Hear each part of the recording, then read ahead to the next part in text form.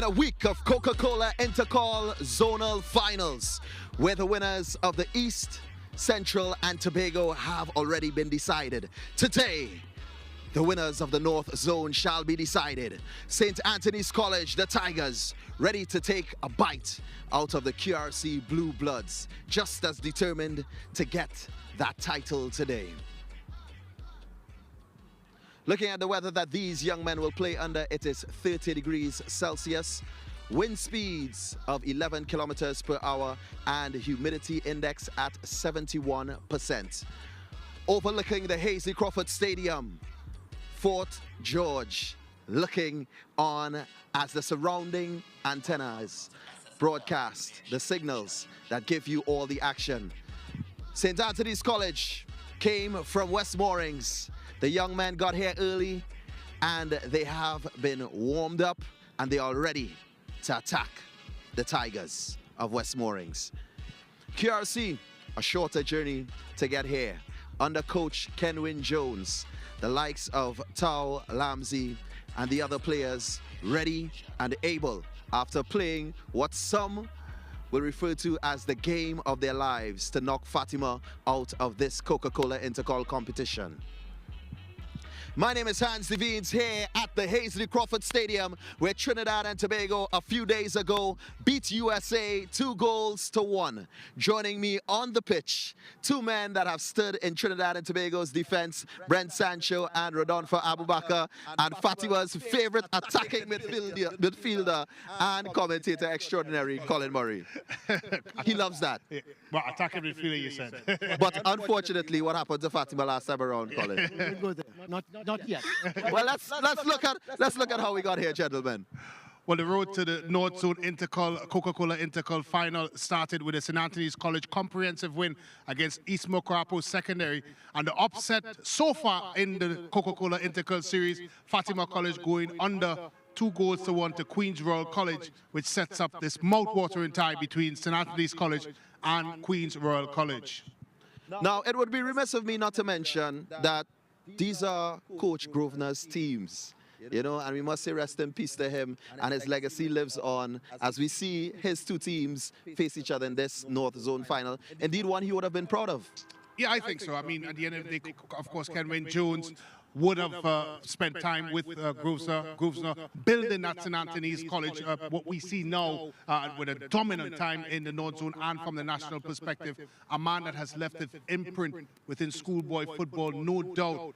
Easily one of the top coaches to ply his trade here in secondary school football. Well, Rodolfo, a coach that you would have played against somewhat. I played against him and I was an assistant coach under him at QRC as well. A guy always determined to win, brings the best out of his staff and his players all the time. And this game is a fitting tribute to him. Definitely. Well, let's talk about St. Anthony's College and their players to watch. Well, I think St. Anthony's College, you look at the likes of Miller, Corvado, who now starts up front in place of Thomas, an attacking trio that certainly has the capabilities of winning any football game. However, I think their Achilles heels, gentlemen, I think is at the back. They do show a little bit of vulnerability, although that was not tested against East Mocrapo Second, but throughout the season, we've seen them, of course, struggles defensively, but I think they'll have to clear it up here today. Well, we spoke to the assistant coach before the matchup today, and this is what he had to say. I'm here with assistant coach of St. Anthony's College, Mashama Batiste. Mashama, what do you think of your chances today? Well, I think our chances are great. I mean, you guys prepared very well. We had a good week of training. They got the better of us in the Premiership season, but we did our homework and we believe that we have them. Yeah, do you think that's an influence on how the game would go today, the fact that QRC got the better of you during the league? Yes, I did. I do think that will be a big influence based on the fact that our #1 goalkeeper, he also broke his leg in that game. So they have a lot to play for and they're playing for him today. Anything special you have planned for the QRC team, your opponents? No, we just plan to play our normal football, and as the game goes along, if we need to make changes, we'll do so. Okay, all the best. Same, thanks. Queen's Royal College, the Blue Bloods, definitely a lot to play for today.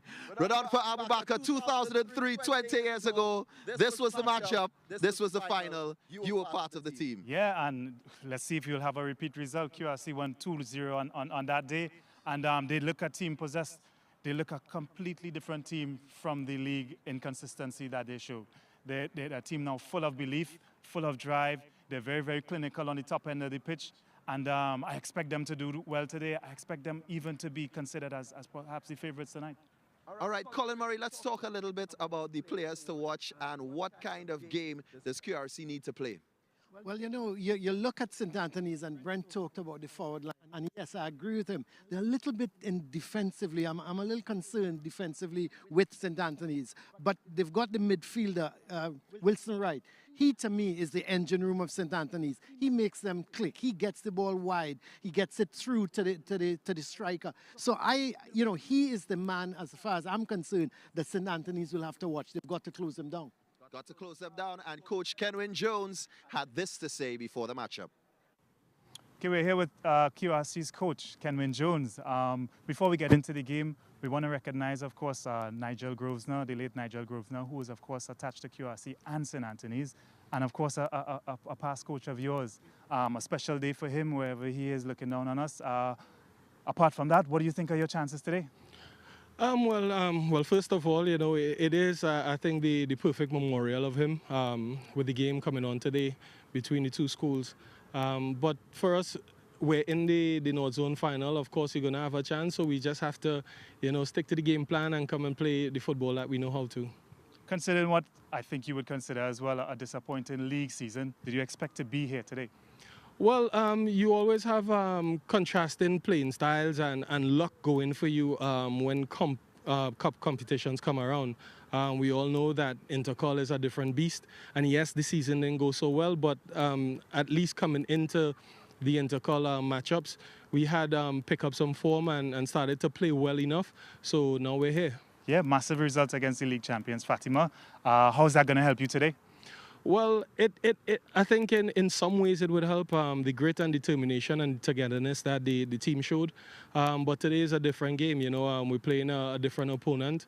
I know that we did win in the league this year, but at the same time, this is a different day, a different game, and a different feeling altogether.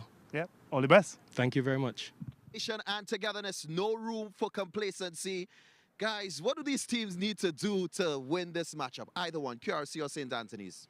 I think for both teams is understanding the pressure that comes with this. You know, off the air we were talking about, it's been a while before these two teams would have had some success at this level. Fatima College, of course, being the dominant team of recent times. So there is pressure within that locker room to achieve, because both would look at this competition as probably a matchup that they would have liked to have. No one would have wanted to face Fatima College.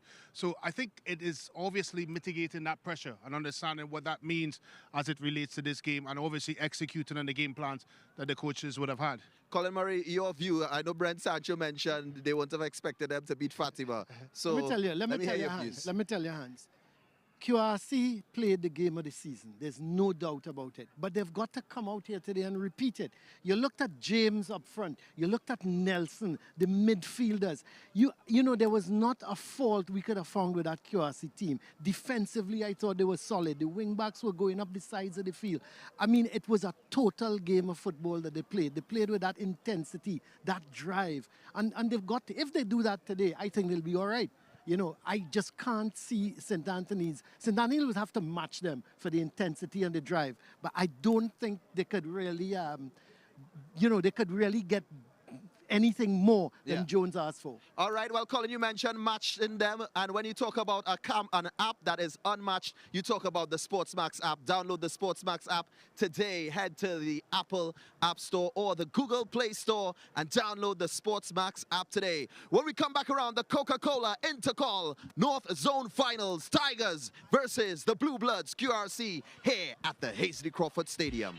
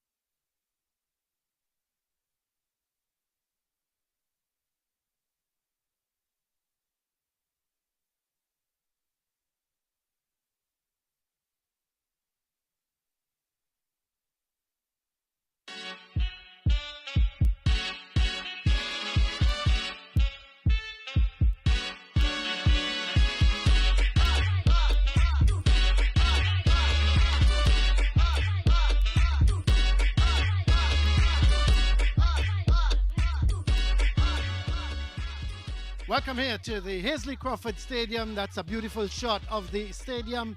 It's the Coca-Cola North Zone final. It's St. Anthony's College coming up against Queen's Royal College, and what a matchup we expect here this afternoon. Queen's Royal College, obviously, by their defeat of Fatima College, will start as favourites, but you can never underestimate the St. Anthony's team. They are the officials making their way out, led by Crystal Sobers, and she is the referee for today's encounter, and the teams followed by the team St. Anthony's QRC in their regular blue, and their blue with navy blue shorts, and St. Anthony's in their red shorts and white tops, and the teams are just going to line up, and eventually they're going to just greet one another.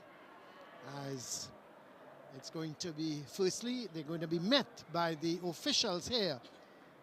The president of the SSFL, Mr. Mareri Gonzalez, is leading the line, followed there by Danielle Thomas Aguerdo.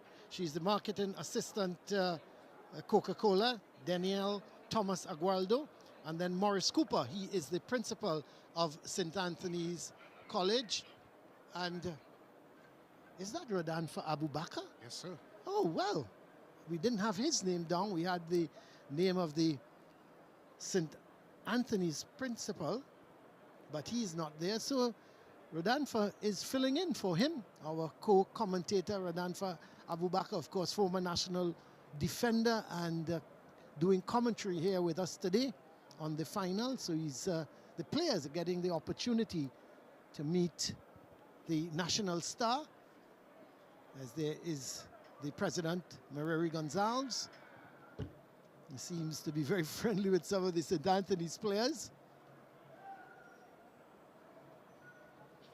So the dignitaries have met the respective teams, and you would now expect the two teams to then greet one another. We're just waiting on that to happen, and it's going to be the QRC team leading off. After meeting the officials, they will then exchange pleasantries with the St. Anthony's players, and that's about the only time they will exchange pleasantries once the action gets going. Brent, we haven't spoken about the pitch. It's looked well grassed. I walked on it. It's certainly not bone hard. There's a little bit of give. Yeah, it's a little bit of give. It's I feel I would have seen a Nations League national team game for Trinidad and Tobago against USA, as we take a look at the officials. Yeah, Crystal Sobers, the referee, and Kurt Charles, Johan Cornel, and Kilon Bacchus. Experienced group of officials.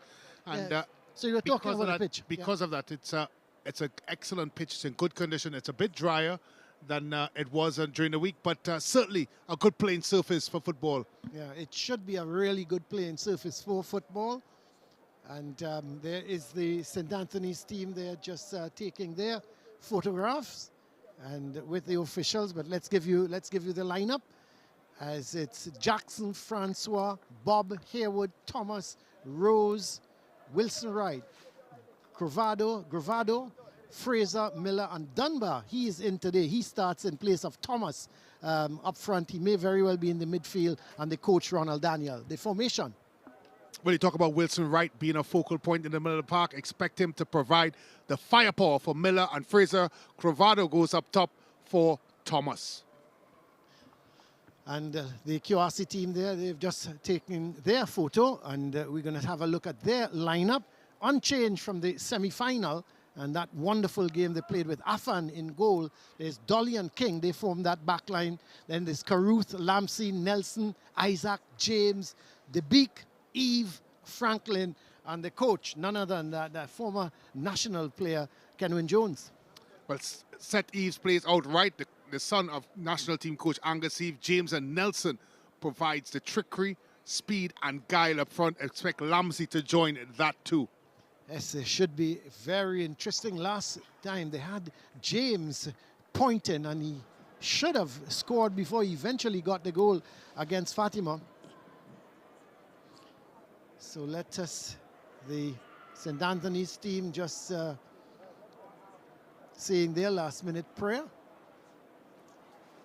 And QRC is also just in the background there, saying their final prayers. And what a game for most of these youngsters. There is referee Crystal Sobers. And certainly an experienced officiating crew, Yep. Crystal Sobers. You don't get more experience than that. One of the top and that's good. officials. That's what you want, Brad. Exactly at this level. And that's what these young men deserve, certainly.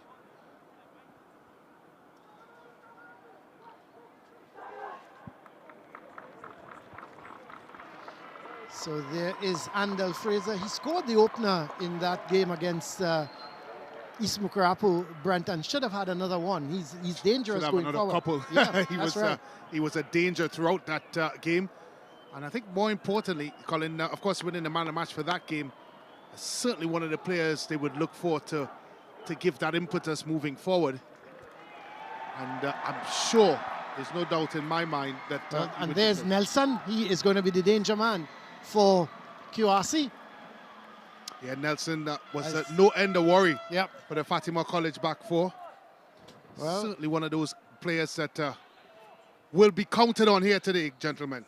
Well, we're just about getting ready for the start here. QRC has the kickoff. It's with Lamsey. And he goes all the way back. Gets it to Caruth. Long ball, looking for James right away. He's looking to create problems. Eventually it's cleared away by Bob. And it's going to be a throw for QRC. So right away, that long ball, Radanfa, right up to looking for James. He created a lot of problems for the Fatima back line. Yeah, the intention is a fast start. That'll be very, very important in a final. And both teams will be looking to do that. Well, here is going to be a throw for St. Anthony's. It's going to be Rose with the throw. But this is Nelson looking to turn. Rose not able to. There is the head coach of Ronald Daniel and the rest of the technical staff of St. Anthony's. So a free kick for QRC. Looks like the Beak is going to take it. Sends it too close to the keeper. Oh, well, Jackson didn't hold on to that and had to quickly grab it at the second attempt. Early news, perhaps. It's a big occasion for these boys. But here's Crovado trying to go down that, and a foul committed. Seemed to be that foul committed on Rose, who seemed to be going down that right side. No, it actually was Miller. Yeah, his foot just went over the top of the ball. And so Miller, the player, brought down. It's going to be a free kick. This is a little bit of nerves there from Jackson, as you said. Yeah, it's was one that was really probing, not necessarily a shot, but again, in these times when you hear the QRC horns, you have to get nervous because you know that means game time. So all seems we haven't heard it. Bellowing his instructions already. We're just about 2 minutes into this game. Yeah, Kenwin Jones, he talked about momentum at the end of their win in the semi-final, and that's what they've garnered throughout this intercol series. Well, here's the free kick. Oh, he goes to goal. Well. Very ambitious indeed. And certainly was never on target. It's going to be a goal kick. So the kick taken by Francois. Thing with centre-backs, they tend to think they could score when they get the opportunity. Somehow I knew this was coming from set plays. They think they can hit it anywhere and try to score. They're often better finishers than the strikers because they get less chances. Yes, well said. Going down that right side, it's going to be a corner, but there was Provador. Provador going down that right side and trying to pull it back, and he gets the corner. So it's going to be a right-sided corner for. There is that shot. Whoa. Nearly ended it with Movie Town. Here is the corner. Looking for Wilson Wright. Heading it towards the goal. Keeper is going to come. Afan, he punches it. Not so great though, but Crovador looking to play it back inside. came off the outside of his boot, and it's going to be a goal kick for Queen's Royal College. So it's going to be Afan, just playing it to his left, gets it to King. King to the beak. The beak, looking to get it up to Eve. Is he brought down? Yes, he is. It's going to be a free kick for QRC. There's referee Crystal Sobers. As we said, very experienced indeed. And it's good to get the experienced officials. Yeah, it's a big occasion, not just for the players, but for the officials as well. They need to keep control of the game. And the less you talk about the officials, it's the better for the game, I always say. That's correct. Well, here's Fraser. Long ball for Crovador.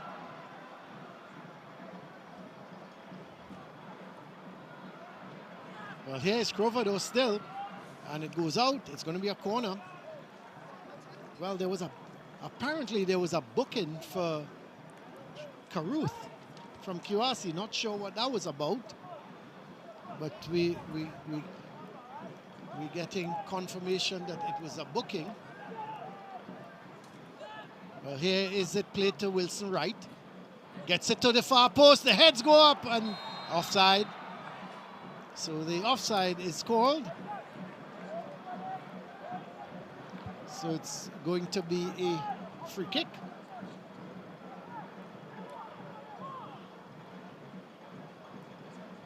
Yeah, Caruth, the anchor man for QRC, getting that early booking. He's going to be walking a tightrope now. He's the steal in the midfield, and it's not a good thing for him to be on a yellow card so early in the game.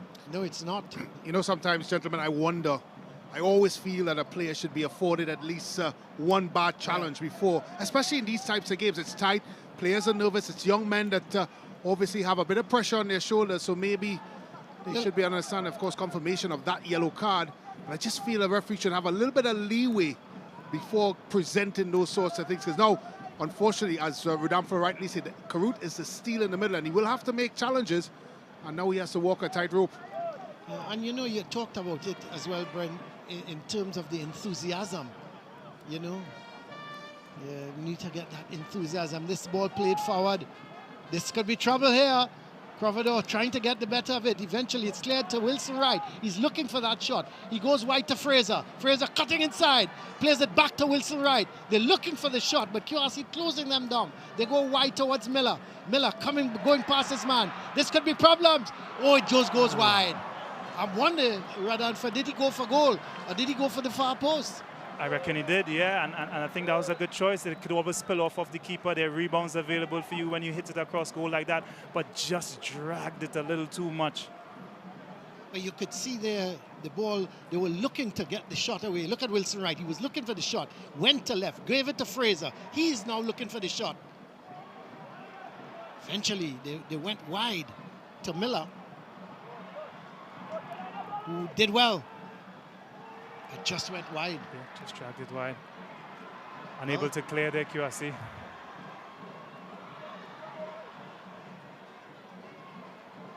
QRC on the attack here. Franklin looking to get in there, but it's cleared downfield. Eventually, coming away with it is Fraser. Doing very well indeed, looking to go by his man, trying to play it infield to Wilson Wright. It comes off of the defender, and it goes out. It's going to be a throw for St. Anthony's. They have started well, haven't they? Yeah, certainly on the front foot. A little bit of nerves you can see in and around some of the feet of these players, but certainly St. Anthony's are in the ascendancy early on.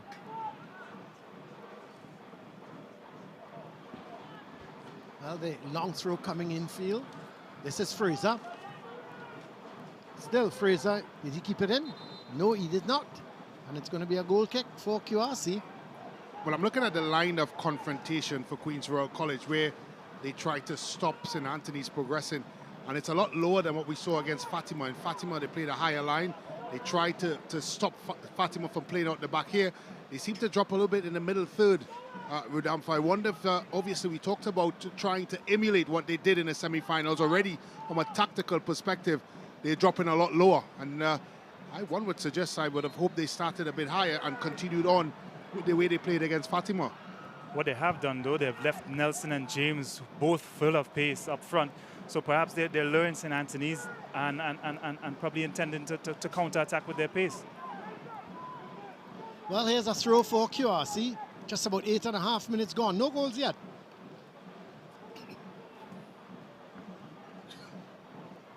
This is Rose.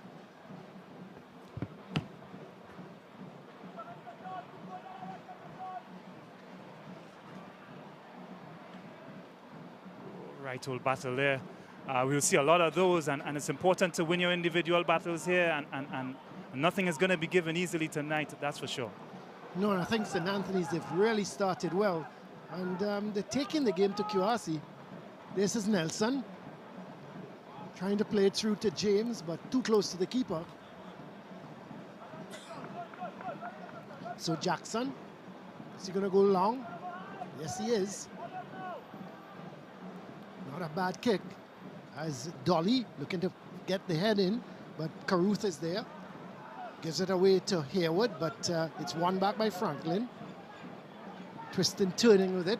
Gets it towards Isaac, trying to play it up the line. Towards James, but it's played out, and it's going to be a throw for QRC. There's coach Kenwin Jones. I don't think he's too happy with the start QRC has made. You can see him gesturing to James to go behind. He's coming for the ball, and his strength is pace, so he has to be thinking about going in behind and not coming for the ball. Well, it's going to be a free kick. Caruth is going to take it. The skipper sends it deep into the heart of the St. Anthony's defense. Not really cleared. Eventually, Fraser is going to come away with it. Full of speed is Fraser.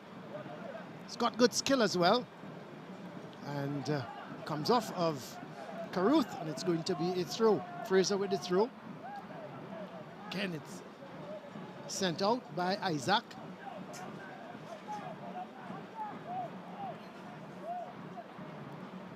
So Hayward with the throw, gets it back towards Bob. Bob to Francois. Francois playing that ball long, searching ball, looking for Miller. He can't keep it in. It's going to be, well, he's actually in an offside position, was Miller. So it's going to be a free kick for QRC. Yeah, that's good from QRC. When the ball goes back, they all push up together, keeping compact. So the free kick has, but they give it right back to St. Anthony's, and in fact, it comes off of the beak. So it's going to be a throw for St. Anthony's. Unnecessary giveaway. Maybe a little over anxious there to get it going.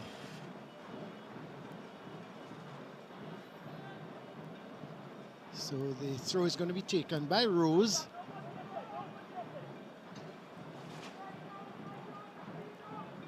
Looking for Crovodo. Crovodo can't keep it in, and it's going to be a throw for QRC. There is the QRC bench. Available for them is Musaddiq Mohammed, who came on and scored the against. winner. Yeah. So it's always good to have a. It's good when you can turn to your bench, can't you? And you figure, well, we need a goal, and there's someone you can turn to create that. Yeah, players who add to your team when they come on, it's always a plus for a coach. Well, they always say your bench is as good as your actual team. Yeah, absolutely. Well, it's going to be a throw for QRC. Looks like the beak going up to take it. Throws it in there to Lampsey. He plays a good ball. Is that Isaac? It is Isaac. James now. But again, against Fatima, we saw James playing a little bit higher, and the ball was played over the top of the defense. Here, he's being confronted by the defenders. Yeah, again, he's coming for it. On that occasion, St. Anthony's is deep enough where there isn't much space to run in behind. But generally, you want him facing the opponent's goal, not facing his. Well, I'm looking at the St. Anthony's defensive shape, gentlemen, and they're playing with a back five, really. They're not allowing, as Rudamfo alluded to, any space in behind, because they know, of course, the pace possessed by James and Nelson up front. So clearly, very clear tactical approach by St. Anthony's to don't allow them to run in behind. I think that's one of the mistakes at Fatima College, that they were very thin at the back, and Nelson and James exploited that. Well, that's a good ball to Fraser. He's going to come inside of Isaac. Now he's going to go back down the line, is he? Yes, he's going down the line, looking to get it over. It comes off of Isaac, and that's going to go behind. No, it goes for a throw. I thought for 1 minute might have gone behind for a corner. But it has gone out for a throw-in. Good defending there by Isaac. Not diving in, waiting for the move of the St. Anthony's attacker before he stuck his foot in, and he was solid there. Well, Haywood gets the ball back from Wilson Wright, sent it over to the far post where Miller is. But let's see what... this is a good move. The ball sent over. Here comes Wilson Wright with a header.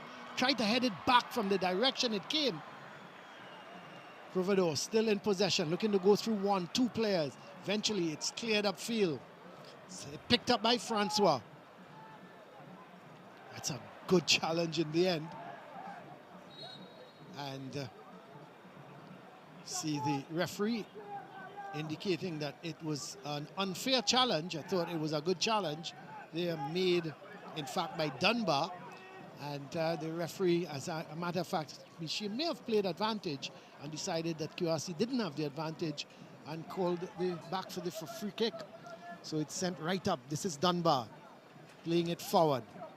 But Caruth, not a great header. It's picked up by Wilson Wright. He's trying to play it through, but too close to the keeper.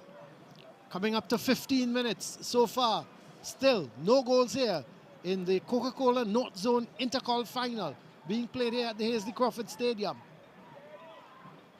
Ball played to Isaac. He's being confronted by Fraser. Plays a good ball upfield towards James.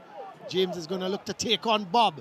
He's trying to get past Bob here. Pushes it too far ahead of him. And Bob did very well indeed, just shielding the ball outside. And it's going to be a goal kick for St. Anthony's. Yeah, outstanding from Bob. James lost his footing, and then he just got his body in between the attacker and the ball and shepherded it out. That's top defending. Well, here is Francois. Well, that comes back off of Lamsey, and luckily for him, it goes straight to Jackson. That's not a good kick, and it's going to be a throw for QRC.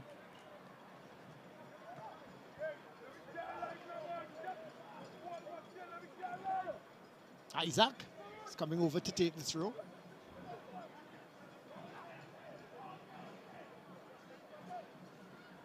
Well, that slipped completely out of his hand and goes to Fraser. But he gets it to Dunbar. Dunbar is playing it down the field to Cruvado. Cruvado going, taking the King for a run. That's good. Oh, he falls over. And the referee says to get up. Long ball play. Lamsey.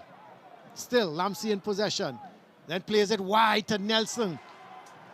Nelson trying to get the better of Francois. That's good defending. Plays it forward, but gives it away. Nelson, he looks to play it infield, but it now goes to Miller. Miller plays that ball down the right side. Crovado looking around, plays it back infield. Wilson Wright is here, there, and everywhere. And eventually, it's played infield towards King. Oh, that's Dolly, sorry, as it was played towards Dolly. It's now played up front. This is James looking to take on his man, going past Haywood. Still James. He's being confronted by Bob. He goes past Bob, sends it in field, and it's headed over bar.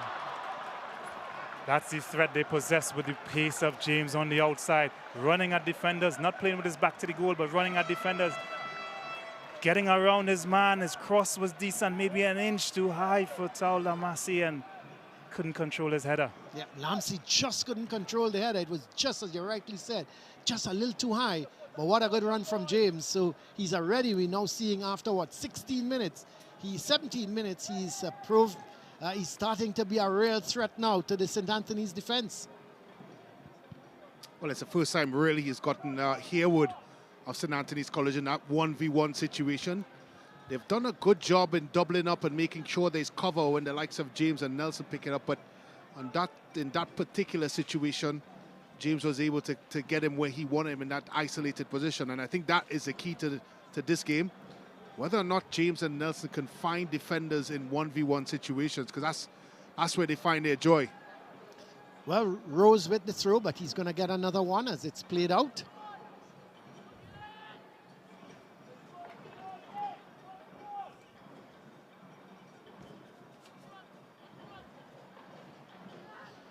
So the shot comes not such a, it turns out to be a pass to Fraser. Oh, this is a chance, big chance, and Afan comes up big.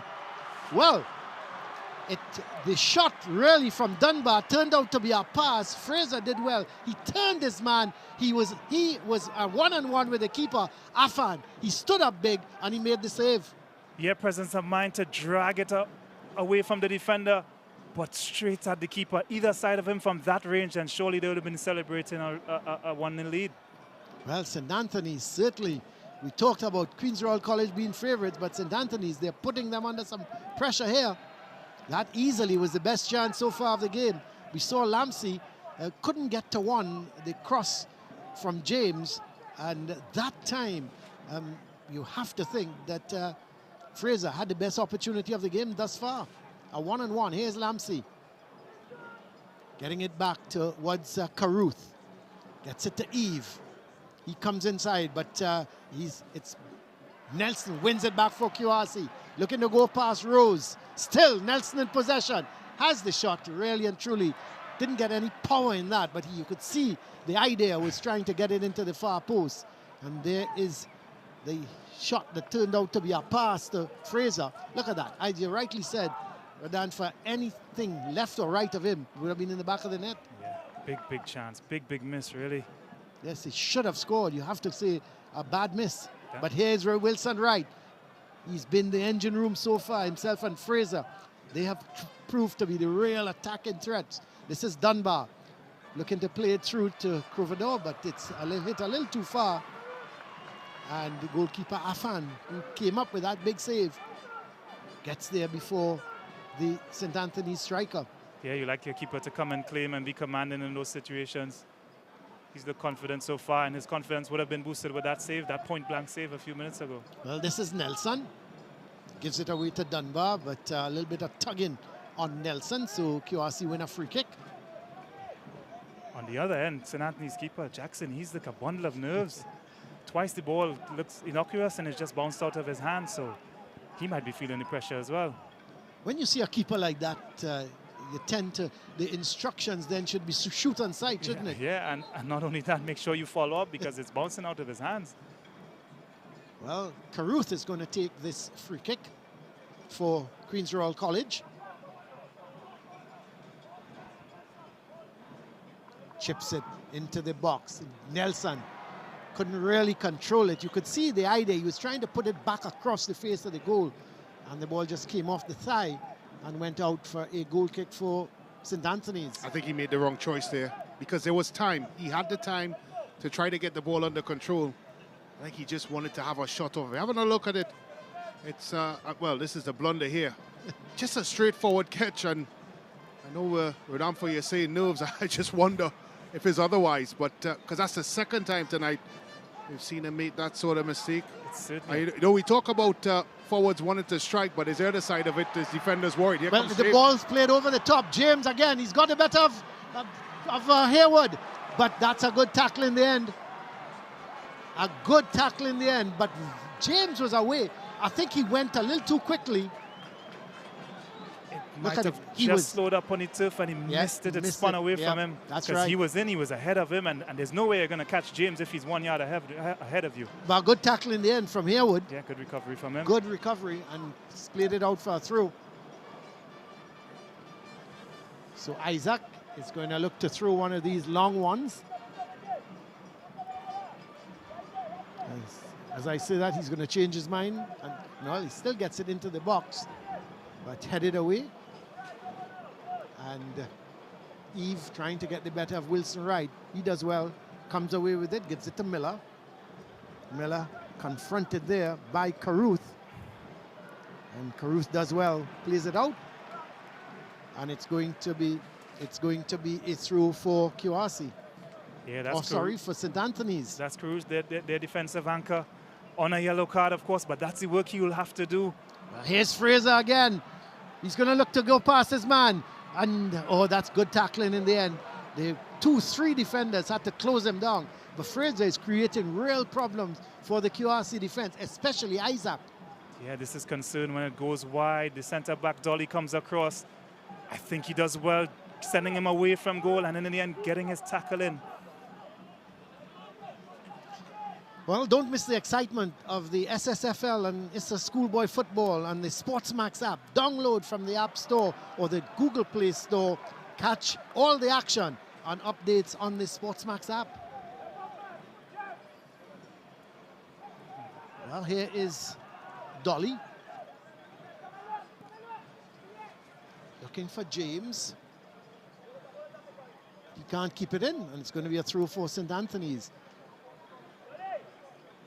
There isn't a real high press from St. Anthony's. I wonder if it's very deliberate instructions for the QRC boys to be direct early on in this game, because they're not trying to play through them.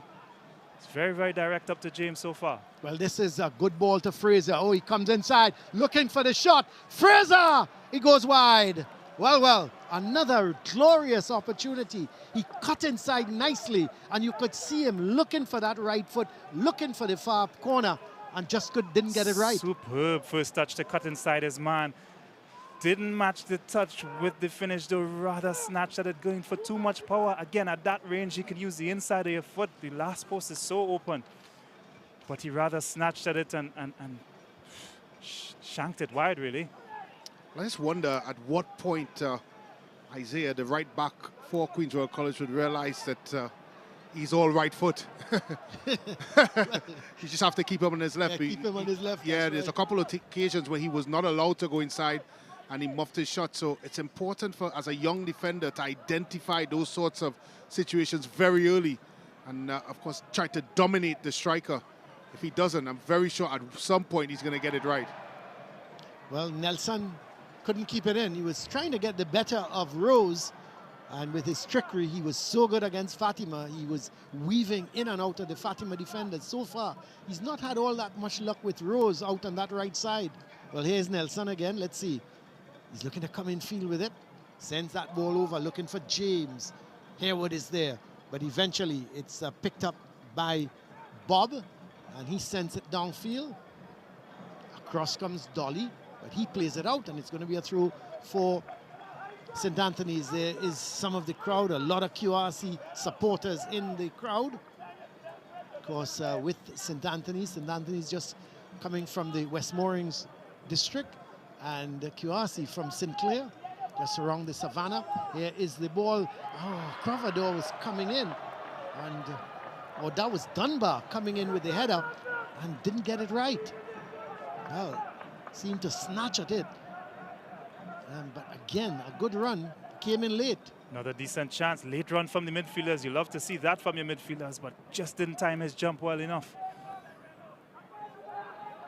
That must go down as half a chance once more, though. Well, this is Francois. Tends to play it very long,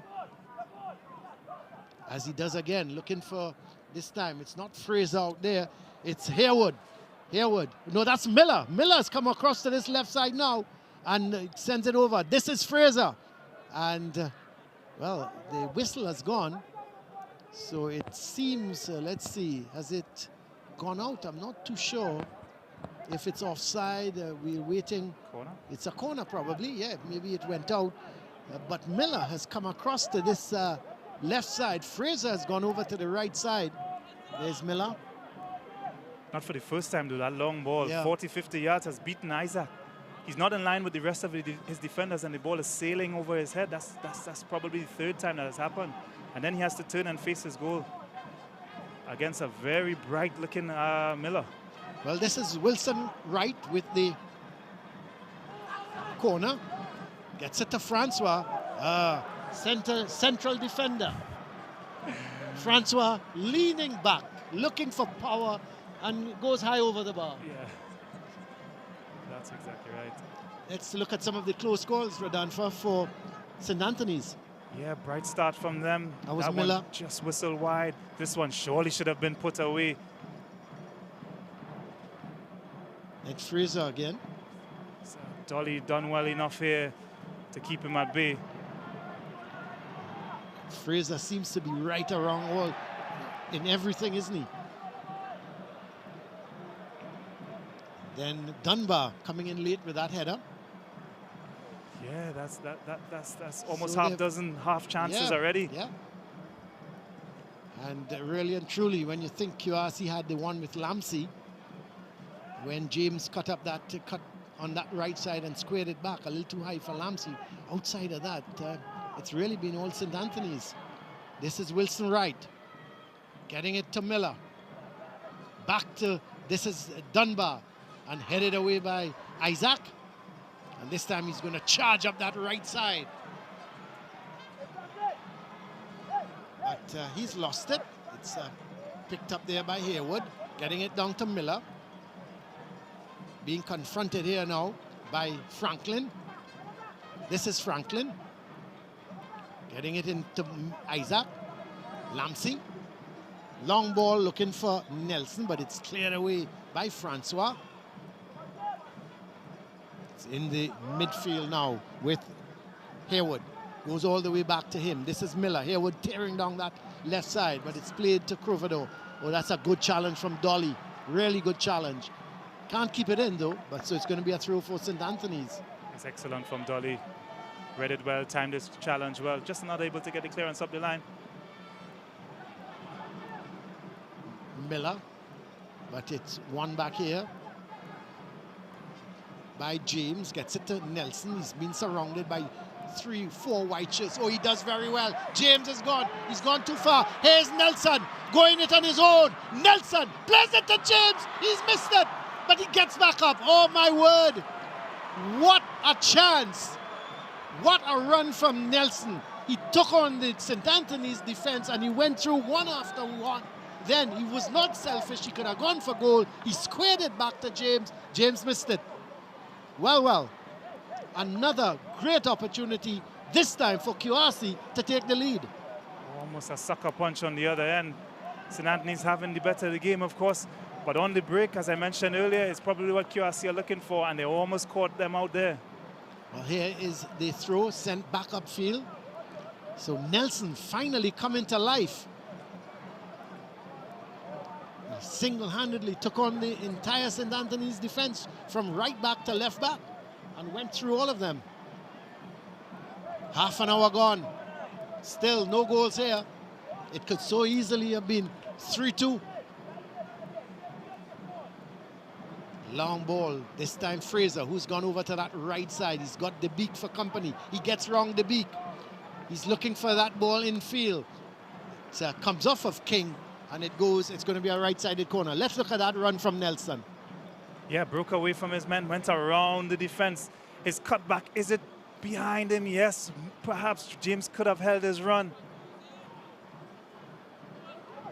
Now, the thing is, could he have gone for a shot about there? Yeah, probably. Unselfish, maybe too unselfish. Well, here's the corner. The heads go up. It's headed wide. There was Dunbar getting up high above everybody else. Couldn't direct the header. Yeah, diminutive guy, but that's the second time he's got up there. But what a run from Nelson. The thing is, he could have, James had gone ahead of him, and he realized, and credit to him, that James must have gone into an offside position. Yeah. So he kept going, and really unselfish. But I thought he could have gone for goal. Perhaps he should have, yeah. Well, here is Wilson Wright. Decides to go all the way back to Bob. Bob to Francois. Francois tending to play these long 40-yard passes. He's going to go for another one. Right over the top. Goalkeeper is going to come for that. He's hesitated a little bit, Afan, but eventually decided to come for it. There is the QRC flag flying very high at the moment. The Lone Ranger.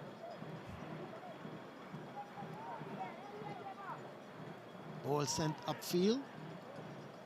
Bob is there, but goes towards Nelson. Rose comes away with it. And is he brought down? Let's see, the referee is giving a throw. Fraser is going to give it to Wilson Wright. Back to Fraser. Comes in field with it, looking around. Plays it, oh, this is good football. This is Fraser. Looks to have the shot. I thought Miller was wide on the left. He may have wanted to get Miller more involved, a little bit selfishly looking to have the shot, and was never really in control. And there is Fraser. No, on the run, on his unfavored left foot as well. That's a bit ambitious. Yeah, lovely build-up. Getting a 1-2 with Dunbar. And then there was Miller wide. Yeah. And he opted not to use Miller. This is Rose. What's important is for St. Anthony's is could they capitalize on the dominance they've shown thus far, this half an hour, so that they've controlled the game more or less. If they don't, football has a way. It really does have a way. Yeah. So all the chances and half chances they've created, it's really important for them to capitalize on at least one of those. That's Franklin. Oh, playing it back, and Croverdale wins it. Gets it to Miller. Miller plays it to Wilson Wright. Fraser comes into play. Still Fraser looking to go through 2-3 QRC defenders. Ambitious. The ball now goes to Wilson Wright. Looking to worm his way through the defenders. Doesn't get through, but he does get the possession back. So they're fighting for it. I think he's brought down the man, and it's going to be a free kick for QRC. Coming up to 34.5 minutes. Still no goals here yet. This is the Coca-Cola North Zone Intercall final. Actually, it's going to be a throw, not a free kick. So De Beek sends it forward, but Rose is there. Caruth heading it forward. James is coming, try and get possession. Good work by Haywood. Ball played towards Lamsey. Lamsey doesn't get there before Francois. No one really getting control of the ball. Wilson Wright now taking matters into his own hands, sends a good ball down to Fraser. He's gone past De Beek, but De Beek comes back to put in a good challenge. And he does well. And he's brought down eventually. Fraser, De Beek got the better of him. And he brought De Beek down. And it's going to be a free kick for Queen's Royal College. No goals yet. Done well there, De Beek. He's been beaten on the outside a couple of times, but stood his ground this time. So here's King with the free kick. Heads go up. Franklin, but Dunbar gets there before him. What a little warrior he is, number 8. Yes, he is. This is Miller. Oh, Franklin does well. Looks to play it up to James. James couldn't control it. Bob sends it wide to Fraser. He's looking around, getting some support from Rose. And it comes off of De Beek. And it's going to be a throw for St. Anthony's. Let's have a look at that possession. 52% for St. Anthony's, 48% QRC pass completion. Big gap here, 52% as opposed to 39% to QRC. The possession, pretty close, pretty even. But the pass completion, very much in favor of St. Anthony's College. Yeah, the 39% for QRC suggests some of their passing has been a little bit rugged, a little bit aimless, some of the long balls. I'm not sure if that's deliberate. I'm not sure if that's nerves, because they're not necessarily under pressure, building the ball out to the back. And I don't have a problem in playing directly, but it's been errant passes. They've not hit their targets, and that accounts for just a mere 39% pass completion. So it's going to be a right-sided corner for St. Anthony's.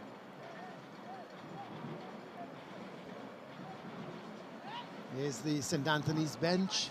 Very looking not worried, but it's very expectant, because I think they should be in the lead. Here's Miller getting it back, and is he brought down? No, says the referee, as the ball is with Fraser now. This is Fraser trying to hit it across the face of the goal, and it goes out for this time a left-sided corner. But there was Dunbar brought down. I thought it was a free kick, but maybe referee Sobers decided to play the advantage. Let's have a look. I thought that was a free kick. Maybe, but not enough contact in the eyes of the referee. Still get a corner out of it. Chance to turn the screws once more, St. Anthony's. Yep, a left-sided corner.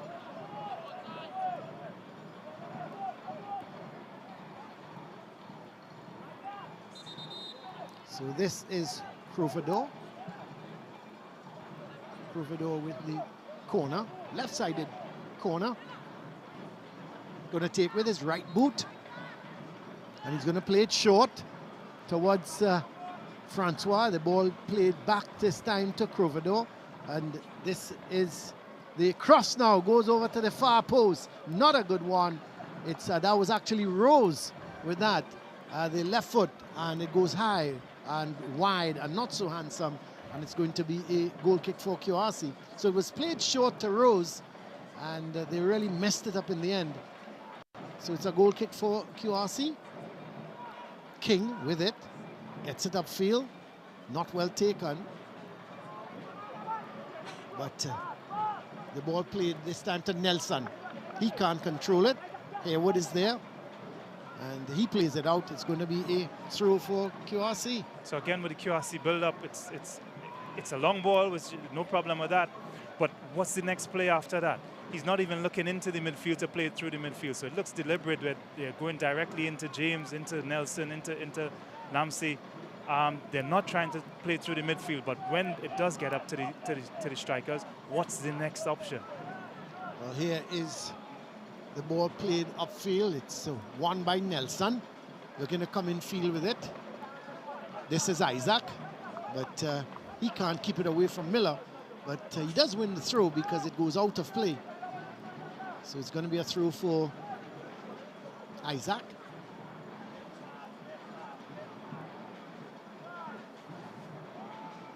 Looking for Lamsey.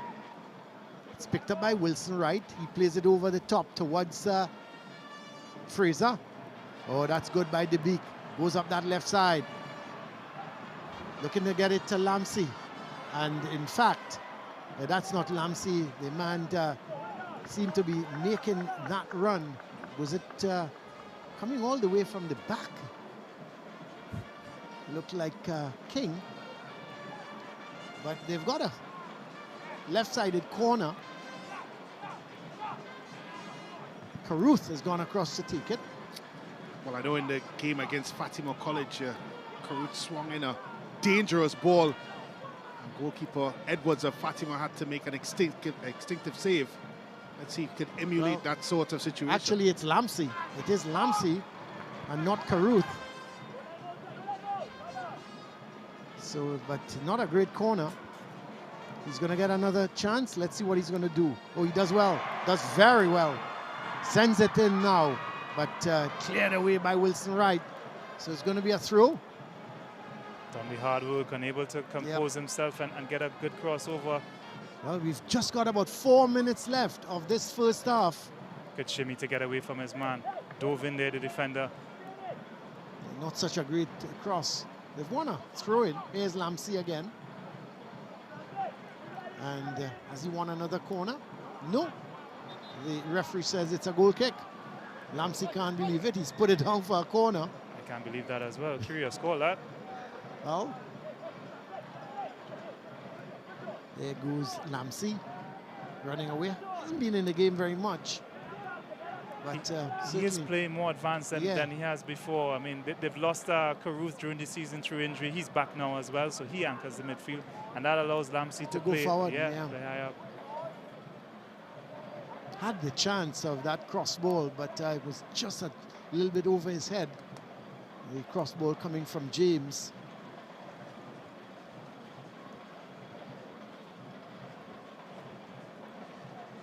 So just about 3 minutes left. We'll have to see just how much added on time there will be. As QRC coming away with it. The ball played in the midfield towards Nelson. He's always a danger, isn't he? Oh, he plays a good ball. This is James having the deflection. And it's going to go for a right-sided corner. But James got the ball from Nelson. He shifted to his right, had the shot. It took the deflection. Let's look at him. He turns with it. Yeah, and he wants to face the opposing team's goal. Managed to do that, but it was rather belatedly, and they got behind the ball and able to get a block in front of him. Well, Lamsey has come to take the corner.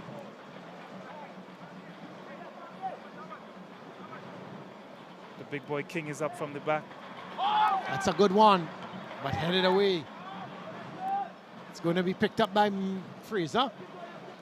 Plays it down the line, but it's going to go out, and it's going to be a throw for QRC.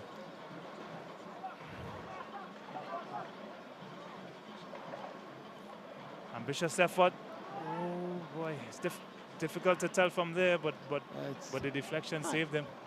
Well, difficult to tell. Difficult, really, to tell.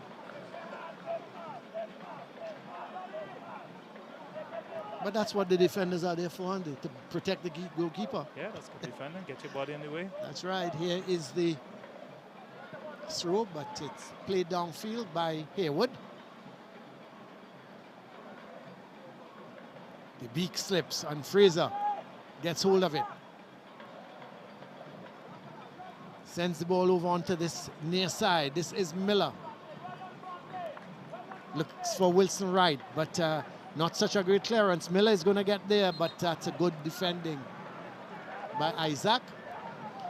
So just a minute left for the full time, and plus we've got 1 minute, and we understand it's going to be 1 minute of added on time. Let's have a look at that from Miller. That's a good tackle from Isaac, and the referee has indicated it was a foul on Isaac.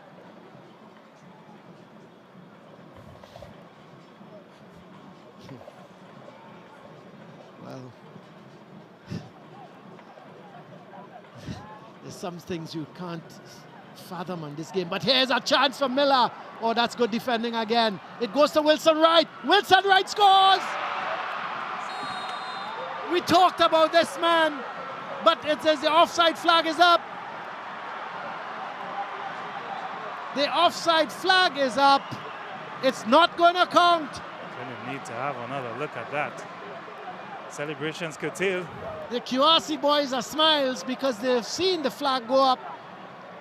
Well, was he offside when it was played to him? Was Miller in an offside position? That's tight, that's tight. Well worked, but really, really tight. We need VAR. Flag went up right away, and he has the best views, to be fair to him. Yep, he did. Now, Miller did seem to go early, but did he go too early? But here's Fraser. As that ball comes off of him, that's a good tackle. Let's have a look. Look how early Miller goes, Radanfa. Let's have a look at it. Again, even though it's difficult to tell, let's have as that ball is played up to Nelson. He's going to go back to King. This is Caruth heading it forward. Lamsey now looking to play it through to James. That's good defending from Haywood. A little bit of panicking at the back for St. Anthony's. A little scrappy, but they get it playing in. Yep, they get a free kick. Let's have a look at the run from Miller. So he plays it, he knocks it, and he plays it in. Look at the run. No, was he beyond the defenders? That's the thing you have to think. It's a frame or two. Yeah. A bit late there, but it's tight, it's tight. We have to give the benefit of the doubt to the linesman. He has the best view in the house. Yes, the assistant referee on that far side was right in line. And so that is the situation, because referee Crystal Sobers has blown the whistle for half-time, and it's goalless here at the Hazley Crawford Stadium between St. Anthony's and Queen's Royal College. We're at the half at the Hazley Crawford Stadium. It is the Coca-Cola North Zone Intercol final. It's St. Anthony's 0, QRC 0. We'll take a break.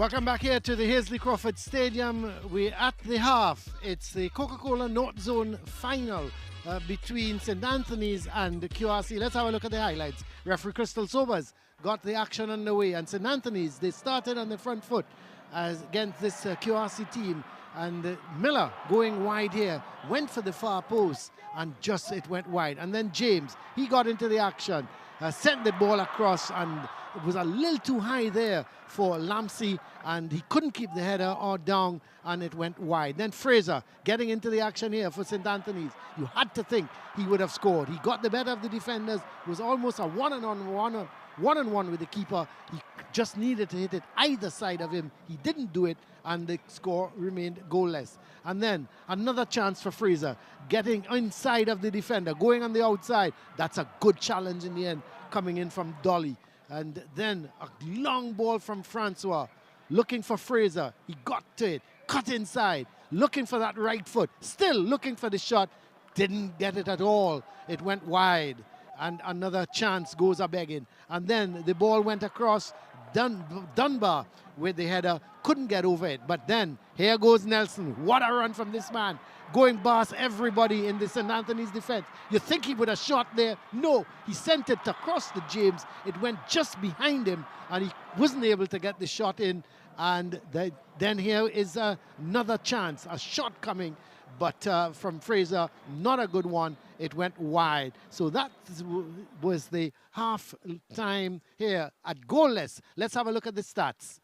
Look at the shots. 11 shots from St. Anthony's to 2 for QRC. 3 shots on target to 1. 5 fouls to 3. 1 yellow card very early in the game for the QRC skipper. No red cards. 3 offsides for St. Anthony's, which included the goal that was disallowed. 6 corners to 3. 1 save as opposed to 3. And then 53% possession to 47. So you're looking at those stats, and you really have to say St. Anthony's had the better of that first half. Let's go downstairs to Brent. He's got an interview before us with Jesse Williams.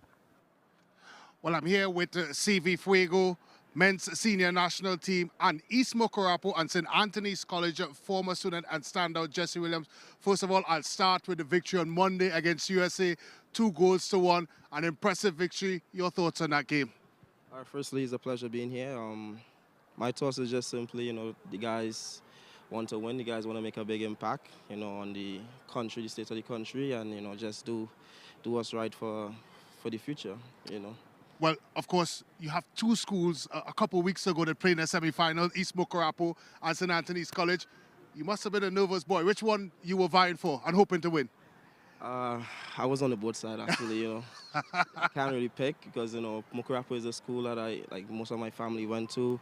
There's where the core of my family been, so I've always been a strong Mokorapo student. But, St. Anthony's also given me a chance to make my name and, represent in the school football, so I'm grateful for both. Well, you are a testament to a young man that went through the SSFL system and moved on to greater and better things, of course, professional football and senior national team football. For the young men here today, what advice would you give to them as you made that step moving all the way through the various footballing ladders? I mean, my advice I would always tell the young guys, just work hard, keep focused, stay off the streets as much as possible, have the right friend, the group, or, be around the right people, and just believe in yourself and trust God first. That's things that get me through, which I believe that could help a lot of us, because that's what we lack in these days. And yeah, just be great as always. Well, I know you're hoping for St. Anthony's victory. Your thoughts on the first half so far? First half been good. Pretty impressed by the football. They're being coached by 2 great coaches, so I know that the second half will be extremely good as well. So I'm just looking forward, and may the best team win.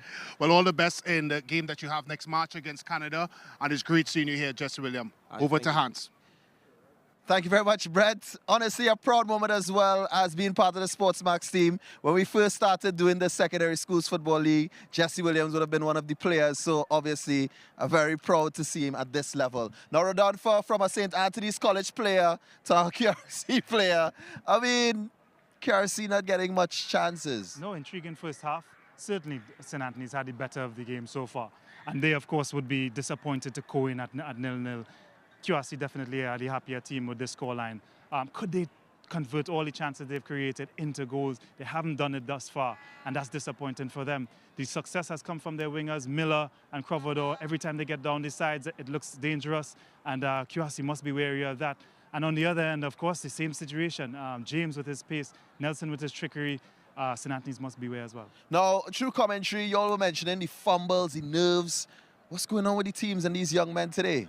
Well, I spoke about it, and we commented as a group about both schools haven't been able to get in this sort of position for a while. It's been dominated by Fatima College down south, the likes of Naparima and St. Benedict's. So they have a genuine opportunity to create history this afternoon. I'm sure walking through the school, their schoolmates, even the alma mater, talking about the possibility of creating history. And you're right, the nerves have showed. But I agree with Rodam. For St. Anthony's College have came out as the aggressor. They would be extremely disappointed that they haven't been able to score. They've created enough chances. Yeah. Rodamfo made a comment, football is a funny sport. Yeah. When you miss your chances, sometimes you pay on the other end. I think for both coaches, they would hope, particularly for Queen's Royal College, that they would hope they could get back into the view of things, because certainly so far, it's been all St. Anthony's.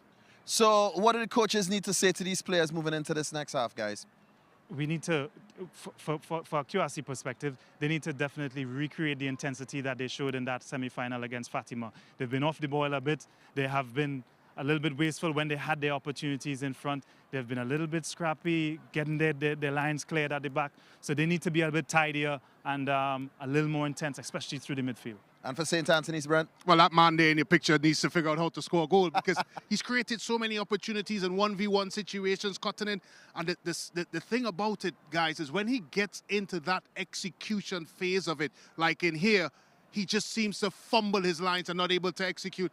And I think if he could sort that side of the game out, I think St. Anthony's College will have a chance. But certainly, you would have to think Queen's Royal College couldn't play as bad as they did in the first half, so a better second half. So St. Anthony's needs to be wary of that. Well, a better second half is ahead, but we remind you to download the SportsMax app today. Head across to the Google Play or the Apple App Store and download today the SportsMax app. When we come back around, second half action in the Coca-Cola Intercall North Zone Final. 0-0 at halftime. St. Anthony's College, QRC.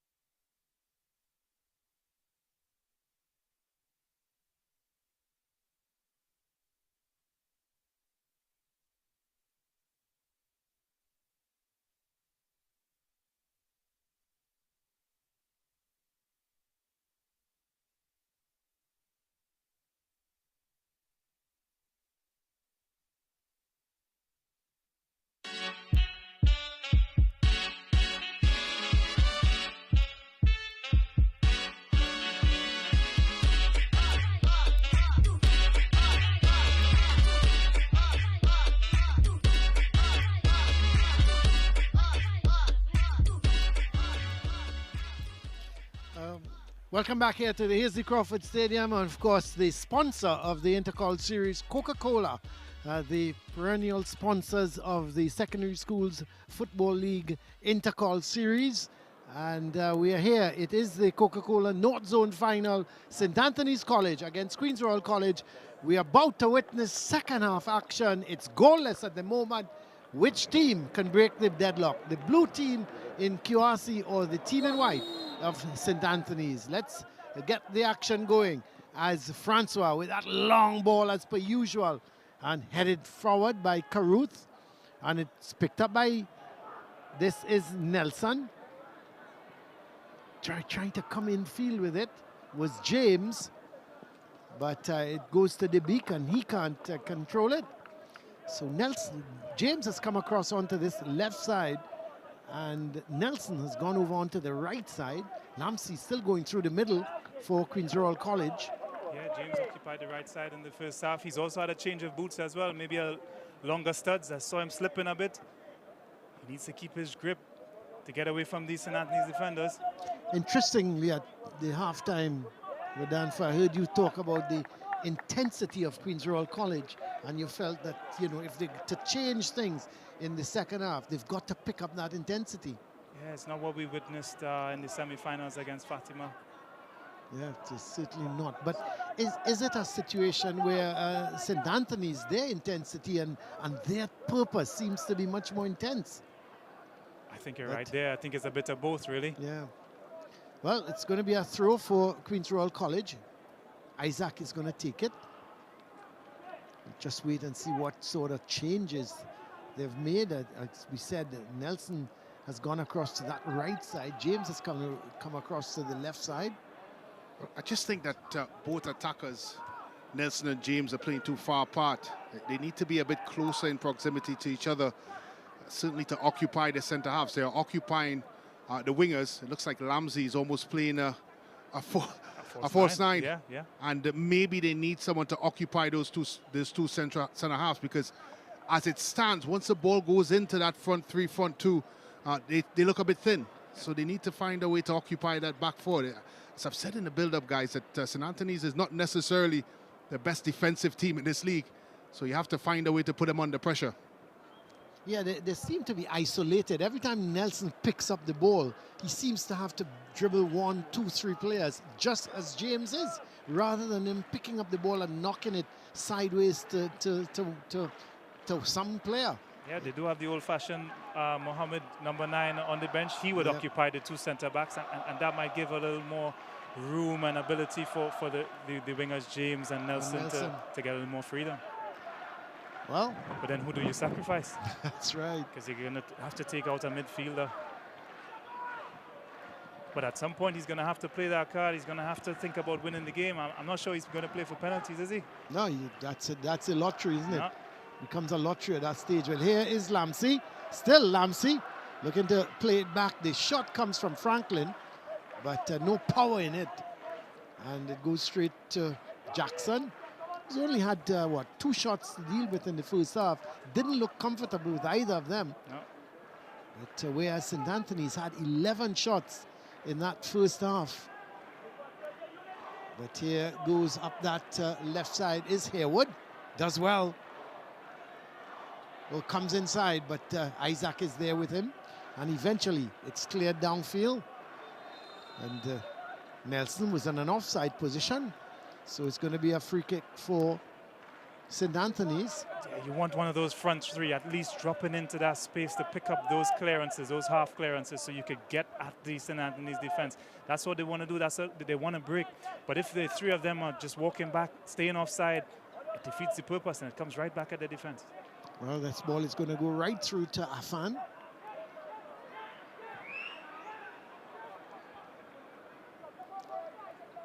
So QRC kicking towards that movie town end, if you know the area here at the Hasely Crawford Stadium. But St. Anthony's going wide towards Fraser. Sent back downfield to Nelson. Nelson trying to get the better of Haywood. Keeping it in. Playing it into Lamsey. Lamsey gets it towards Caruth. He finds Franklin. Franklin looking to play that ball forward towards Lamsey, but it's cleared away. But making this run is Cravado. Well, this is still, he tried to turn back on the inside of Dolly and was not able to do that. I'm not sure why he's hesitating. He's already had the step on the defender. Yeah, it seemed to be King actually. Let's have a look. Yep, Cravado looking to come back in field. Yeah, it was King.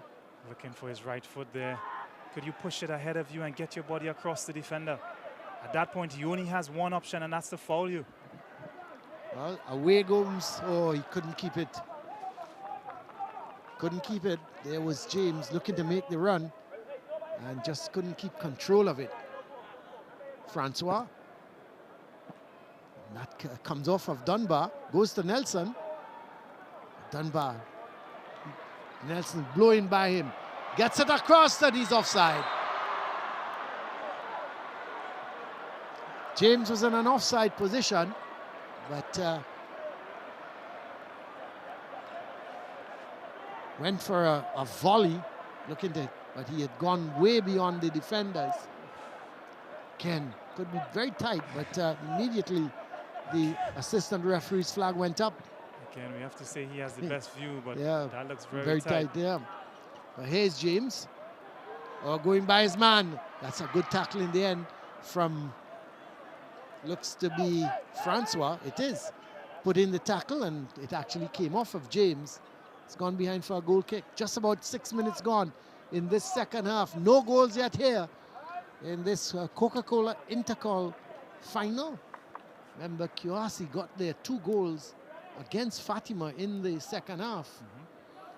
So this is not a good kick. Goes straight to Nelson.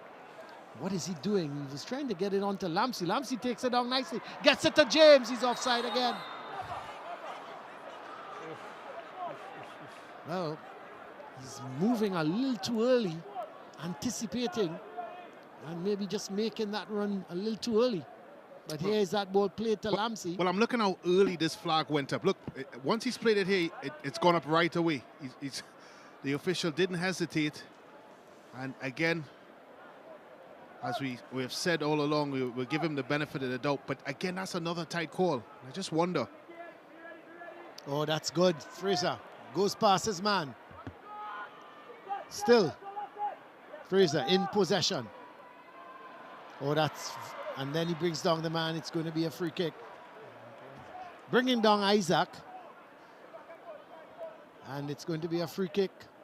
Seems like that hesitancy is contagious. Every time they get past their man, they're thinking about coming back. Yeah, that's strange. He's already ahead of him. Isaac did well. Giving Isaac a chance to get back in the game, get back a tackle, get a foot in, and eventually fouling him. Well, the ball played down the line looking for Nelson, but Hayward is heading it out, but it actually came off of Nelson. So it's going to be a throw for St. Anthony's. Gets it all the way back towards Francois. Every time he picks up this ball, he goes long. And Isaac didn't clear it well, and Fraser shielding it. Turns one way, then the next. Comes inside with it. Fraser going up that byline, gets it across to Crovador. He sets the shot, Afan saves, and then he hits it over the bar. Afan again coming to the rescue of Queen's Royal College. What a good run. It started with Fraser. Look at the run, Radanfa. How good was that from him, weaving his way through and still picking out the pass. Good recovery tackle from Eve. And keeper able to spread his left arm outside his body just in the nick of time and disturb him enough so that the poke goes over the bar and not under it. Well, you have to think that second attempt, he should have got over it. But here goes St. Anthony's again. This is Miller. Oh, that's a really good tackle coming in. James, it seems, to come all the way back and putting a real good tackle, yeah. Because Miller was about to get that ball across. So the game seems to be heating up now.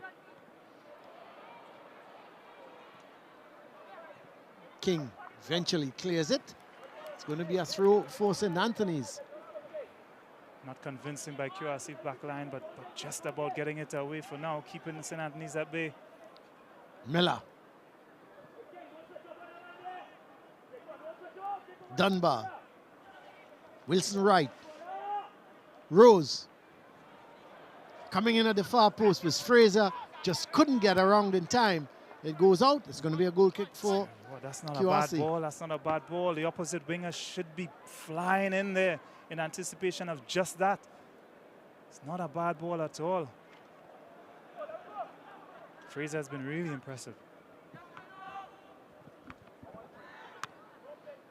So this is James looking to turn his man and can't get past Rose.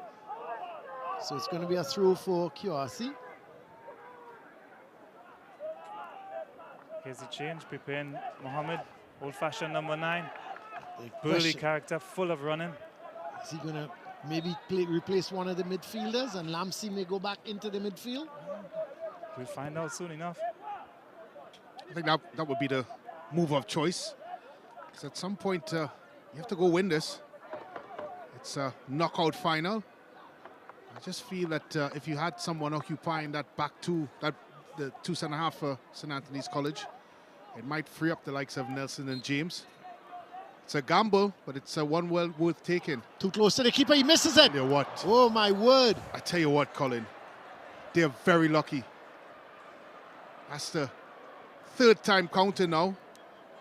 Out of about 4. Out of about 4. What is it? He comes for it and he misses it completely. Well, he did not take ownership of it.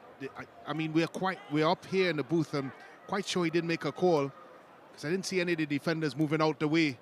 And Jackson really and truly just a very lucky boy. Well, the corner taken short. Goes back to Nelson. Nelson going to that byline, gets it over. And still they get it finally. Clear it upfield. This is the beak to King. Oh, that's Caruth, sorry. The skipper. Does well. Plays it wide towards Isaac. Nelson. Every time he picks up the ball, you just think something is going to happen. Gets it back to Caruth. This is Eve. Wide is, that's Lamsey. Goes past his man. Still confronted here. Looking for some support. And he takes it out. Was doing a little too much. Eve was right there for the backward support. He chose not to use him. And we see the substitution is going to be made. So Mohammed, Eve is coming off.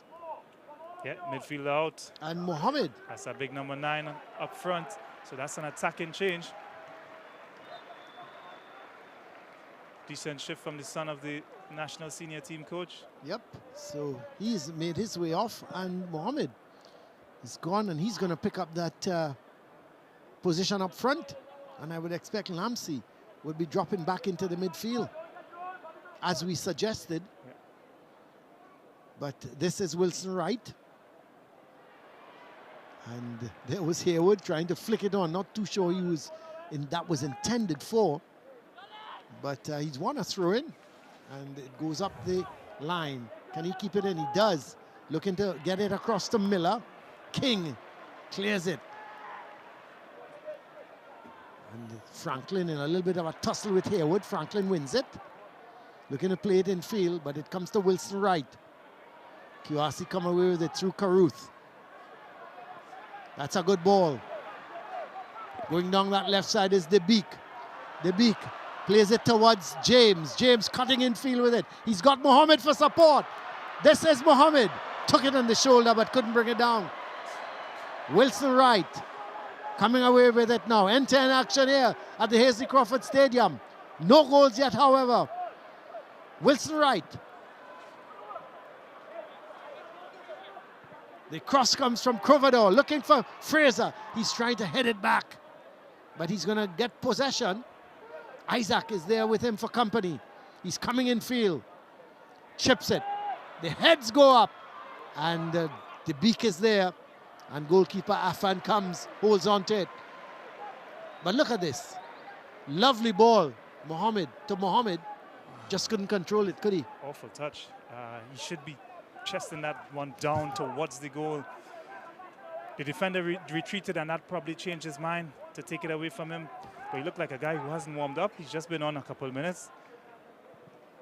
That touch left a lot to be desired. There's that QRC flag, man. He's still waving that. He's not stopped waving that flag for the whole afternoon. I wonder when he gets home how the hands will feel.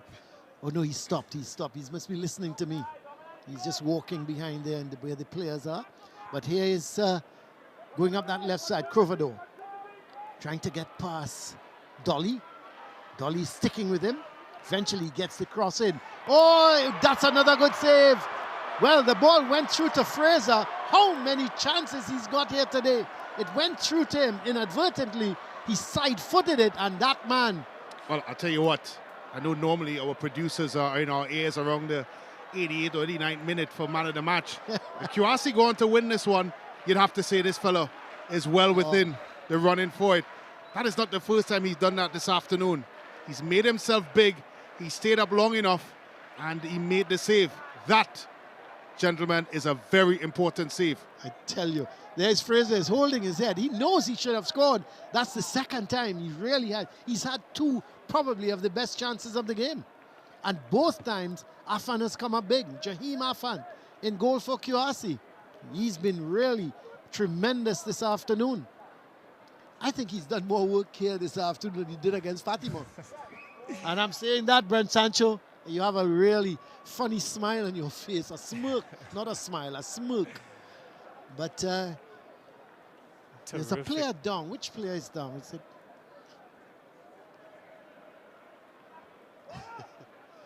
There's some of the Fatima players watching on. They're saying Bailey. Who else is there? Aidan de Gans, Collier. It's good. It's good that they've come out to see the game, you know. But that's what Fatima boys are. The Fatima boys, they tend to, they take their defeat and they move on. Very similar to the sprint, the 100-meter sprint you did after the game, down the staircase and gone. Fastest I've seen you move since you've been with us. The last 5 years? The last 5 years or so.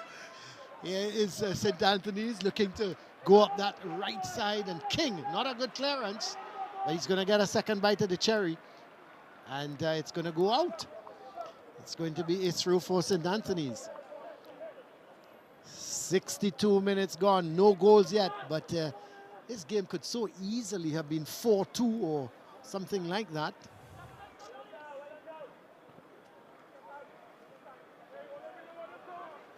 But what a contrast between the two keepers. One is confident, he's saving well. The other one looks a bundle of nerves. Not convincing at all, this Anthony's guy. Great instinct shown by Afan there once more to keep the scores level. As Brent said, how important could that save be in the final reckoning today? Some of the supporters there, the QRC supporters, this is crossed. Here comes Afan again, holds on to it. Superb, superb. Really, really confident, this young man. He's asking them to, he wants to go long. Probably tired of that ball in his area now. Get it down as far as possible away from him. And it's going to be a throw as Rose kicks it out.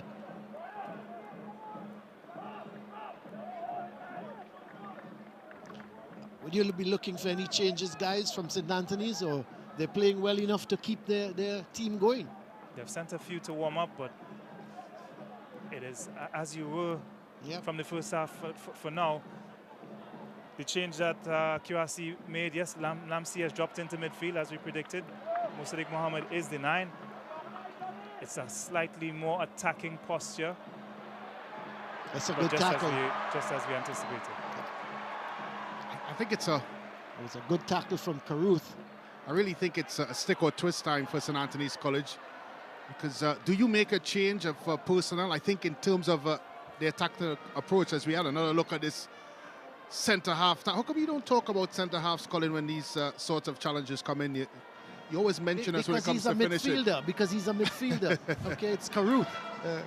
But no, big difference. But I do think for St. Anthony's College, they have a decision to make. Because it's from a tactical approach, they're doing well. So do you change personnel? And if you do, who do you change? Because the attacking three up front has done quite well. There is we saw the QRC band there. That used to irritate me when you play at QRC ground, and all of a sudden you hear this prah, prah, prah. It irritated me. It would inspire everybody else, Colin, but it would irritate you. Very strange, that. Just as the Razataza. Oh my word! Goodness me, that's annoying. Well, there is some of the band, the QRC band. It just used to, you know, when they got upstairs of the pavilion at QRC, it just seemed to reverberate through the entire ground. Yeah. I mean, it was incredible, and you never expected. All of a sudden, you hear this rhythm start. But here goes Nelson down that right side. That's too long, and it's going to go out. It's going to be a goal kick for St. Anthony's. 65 minutes gone. Are we going to see a goal here, or do we go to penalty kicks? Remember Tuesday, 15-14. At least we have lights. At least we have lights here today.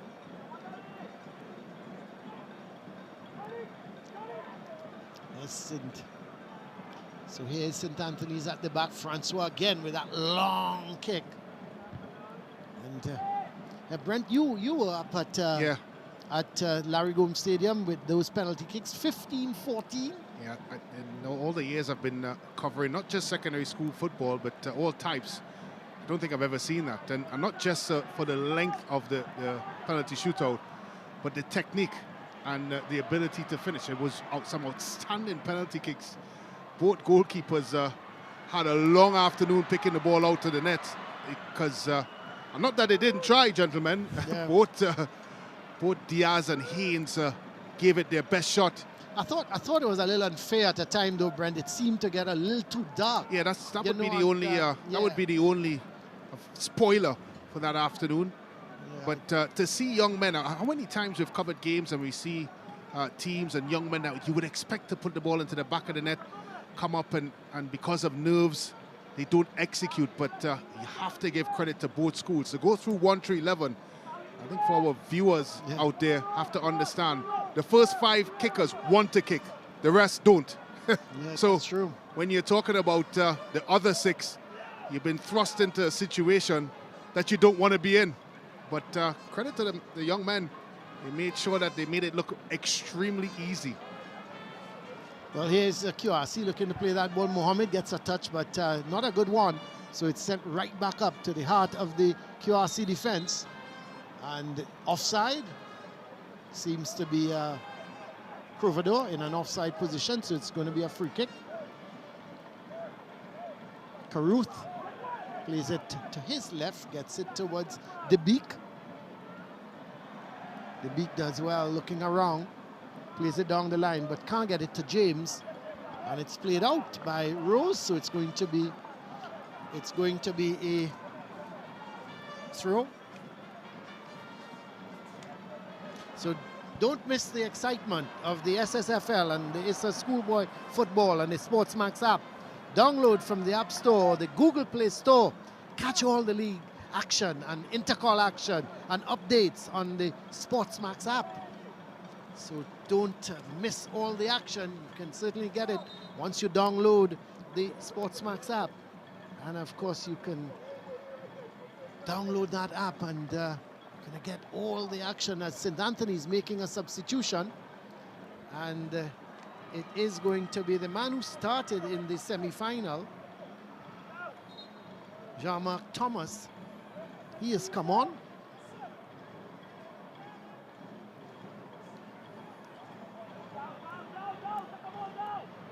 As this is Wilson Wright getting it to Dunbar. He goes wide to Fraser. So there is confirmation of the substitution. Thomas for Miller. I thought Miller was having a pretty decent game. Yeah, probably low on fuel at this point. He did a lot of running.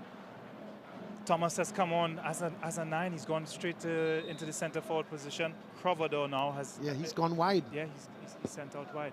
That's sort of where he started in the first half, and he had some success against the beak. So I'm sure he'll fancy his chances here once more. I think Thomas may feel a bit hard done because he did start in a game against East Mokarapo. Had a quite decent performance, just couldn't find the back of the net. Was very wasteful, truth be told, but the opportunity probably do well. Well, there is the team, the hard-working team. Well. Ah, there they are. Oh, that's a lovely wave. Oh, thank you. Look at them. Look at those two up there. And look at this. Let me stand up. Very important.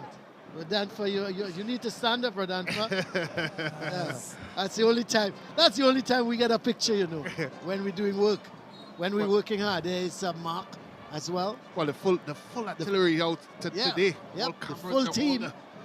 All the special effects. These boys are playing under. And doing such a great job, isn't it? Yeah, these guys are playing under some of the best cameramen, producers, admin in the Caribbean and beyond. Commentators. So, well, I didn't go that far, Colin. I stopped at producers. It's a ball played forward. King doing well. That allows it to go out. So 70 minutes gone, guys. Is the deadlock going to be broken? Well, I want to tickle Rodolfo's brain a bit. If you're the QRC coach, Rodolfo, do you start throwing numbers forward and go for broke? Or do you try to solidify, keep it as it is, and hopefully you snatch one? Because you just feel that the game it needs someone to take charge of it. And will you be the aggressor? Yeah, it's sort of meandering away into this lottery of a penalty shootout. I never fancy my chance to get it. I always want to win in regulation time. Agreed. He has made an offensive change, but nothing of substance has come out of that just yet. Mohammed was on the right side of his defender at one point, but bad touch scuppered that opportunity. But besides that, they haven't had much going forward in this half, to be honest. Here comes St. Anthony's through Corvado. Goes over to that far side. Fraser with a header, but not on target, and it's going to be a goal kick for QRC. Yeah, I thought with Mohammed coming on, you know, the thing is, I just don't think Nelson is getting enough in there as the header from Fraser. They just need to get, in my view, get Nelson more on the ball. Can't remember when was the last time we mentioned his name. Yeah, he's going all over the field now. I think he's in search of the football, but to me, he is such an integral part of the QRC attack. This is Fraser. He did well to keep it in, but eventually it's going to be a throw for QRC.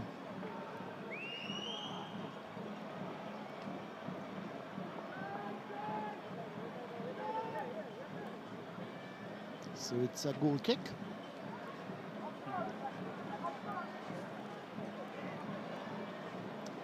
Pretty good crowd here at the Hazley Crawford Stadium watching this Coca-Cola North Zone final.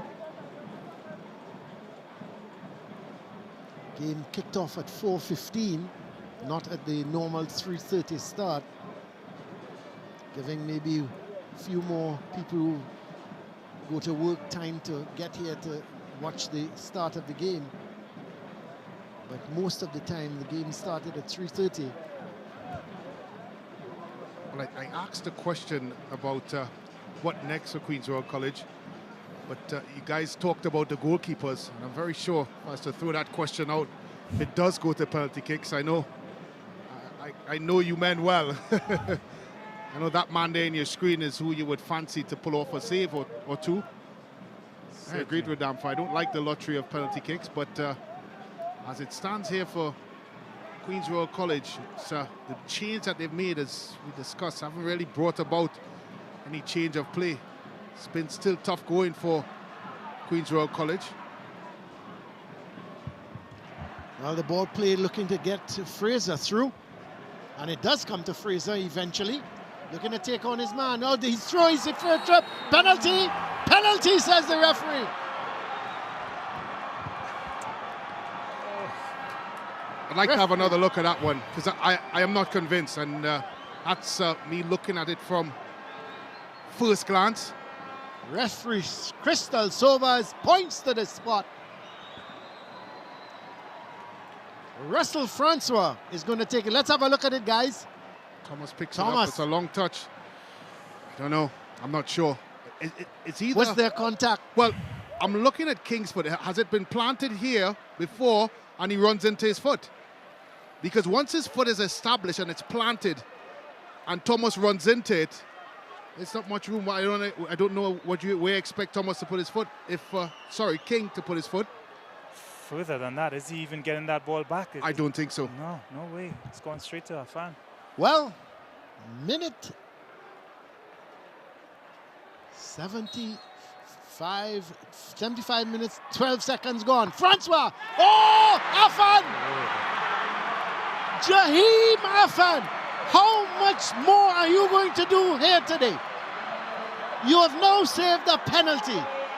It was blasted with immense power by Russell Francois, and Jaheim Afan says, okay, over the bar you go. Strong wrist from that boy. What a save. I have to give goalkeeping coach Mark Rangel a lot of credit. He told me about this young man leading into the season. He said that he thinks that this is probably the best goalkeeper in the SSFL. He couldn't pick a better night to try and prove him right. Well, I tell you, they must be fed up of seeing this guy now, St. Anthony's College. He's done everything. Now, saving a penalty. Here is the left-sided corner. He comes again, looking to punch. May have come off his glove and he's gone behind for yet another corner. Francois hit that with so much power. Straight down the middle. Credit to Afan. He stood. He stood his ground. He didn't go too early and was able to just divert it. Strong left hand. I think it's a poor penalty or good goalkeeping. Wow, that's it. That's a good point, Brent. Here is the corner. Trying to take the shot is Fraser. And they can't get it, but Afan looking to come again. And eventually it's cleared away. QRC under some pressure now. They can't seem to get the ball away. No, I tell you what, I will put that down to good goalkeeping. You know, he decided to go down the middle 9 out of 10 times. A keeper goes left or goes right. Yeah. And, you know, I thought he decided to hold his ground. He waited until But more to Rodamfa's point, you have to have strong hands to tip that over the bar. He stayed strong. He went with a lot of power. Here's the corner, headed away. Wilson Wright picks it up, but QRC come away with it. This is Nelson. Pushed it a little too far ahead of him. Would have been interesting because there were 2 players going forward of Nelson. Yeah, James and Mohammed were off to the races. You almost could close your eyes and pop it over the top in expectation of them running onto that. We see a change here for QRC. Aberdeen is going to be coming on. And I think Franklin is probably going to be making his way off. Another attacking change, really. Yeah. Franklin off. More anchor man in midfield, number 6, maybe a number 8. Zion is attacking minded. So we might see a little shift in formation, or maybe just a shift in personnel. Maybe Nelson will go a bit deeper. Zion will get closer to Mohammed up top. I think it was a necessary change because all of a sudden in the last 5 minutes or so, 5 to 10 minutes, QRC has been under pressure.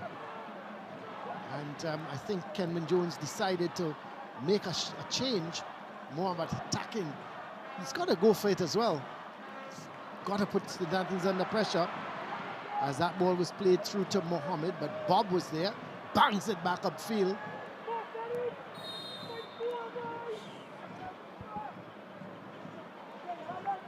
So there is the possession now, even greater in favor of St. Anthony's, 52%, 48%, but the pass completion a little closer now, 51% to 46% to QRC, but still, it's goalless here, 79 minutes gone.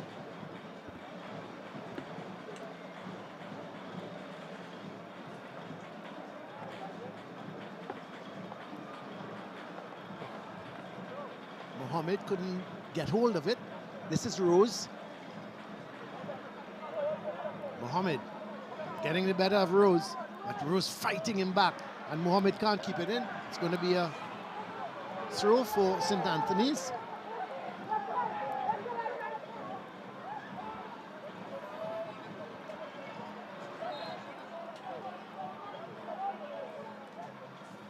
Well, the assistant referee is saying it's a throw for St. Anthony's. As Crovado goes down, referee says play on. Ball played wide to Nelson. Actually, that's the man who's come on as substitute. Aberdeen, he's got Nelson in support. He plays it back to Nelson. And Wilson Wright is there. The ball comes off of Nelson. So Aberdeen waited a little too long there. But Nelson was in support. As St. Anthony is now making a substitution.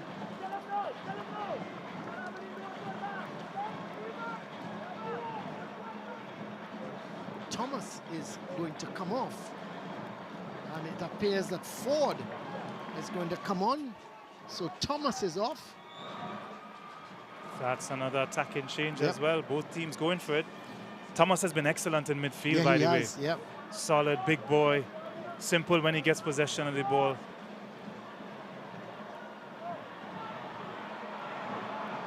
That's not a good ball because James seems to be was on his way. Sent forward. Afan has to come. He's got to be careful. Does well in the end. But good defending.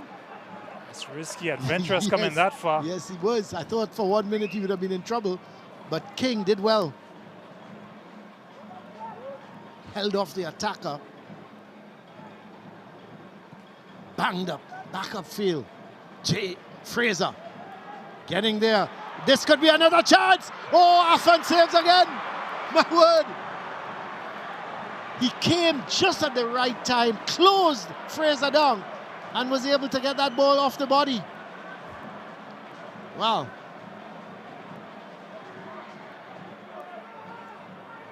I tell you.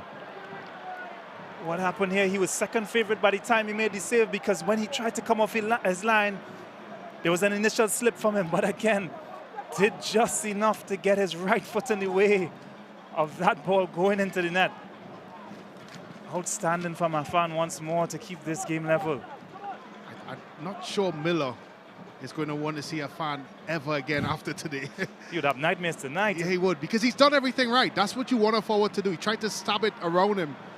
But Afan again stuck a foot out, and Wilson Wright goes wide. The ball coming across from Crovado, but it's going to be a corner. No, goal kick, says referee Sobers. So don't miss the excitement here. Oh, sorry, this is the SportsMax moment. Let's have a look at that moment. The SportsMax app moment. And what a save by this young man. What a moment. That is your SportsMax app moment. I'm getting carried away here with this game. But the excitement is building. Still, we await the first goal. Just about 7 minutes to go. Nelson. Aberdeen now going down that right side. Gets a corner. So Aberdeen has picked up that wide position on the right, and Nelson has gone more inside. For all the chances in open play that we've had during the game, how football-like would it be for this game to be decided on a set play? Big chance this, big opportunity this. Well, the corner comes, the heads go up, and though there was King, couldn't get his head onto it really, it slid off the head and went to the far post. Ball sent back, but it's picked up by Wilson Wright. He goes wide to Fraser. Fraser is gone again. Can he cut inside? Isaac is with him. Plays it back to let's see, they're looking for Wilson Wright. Good tackle. Wilson Wright is going to try and get there, but Rose gets there. This time it's Wilson Wright. Still trying to go up that right side. Good tackle in the end coming through from James. It's going to be a throw. We have just about 5.5 minutes left, plus added on time. Penalty kicks are looming.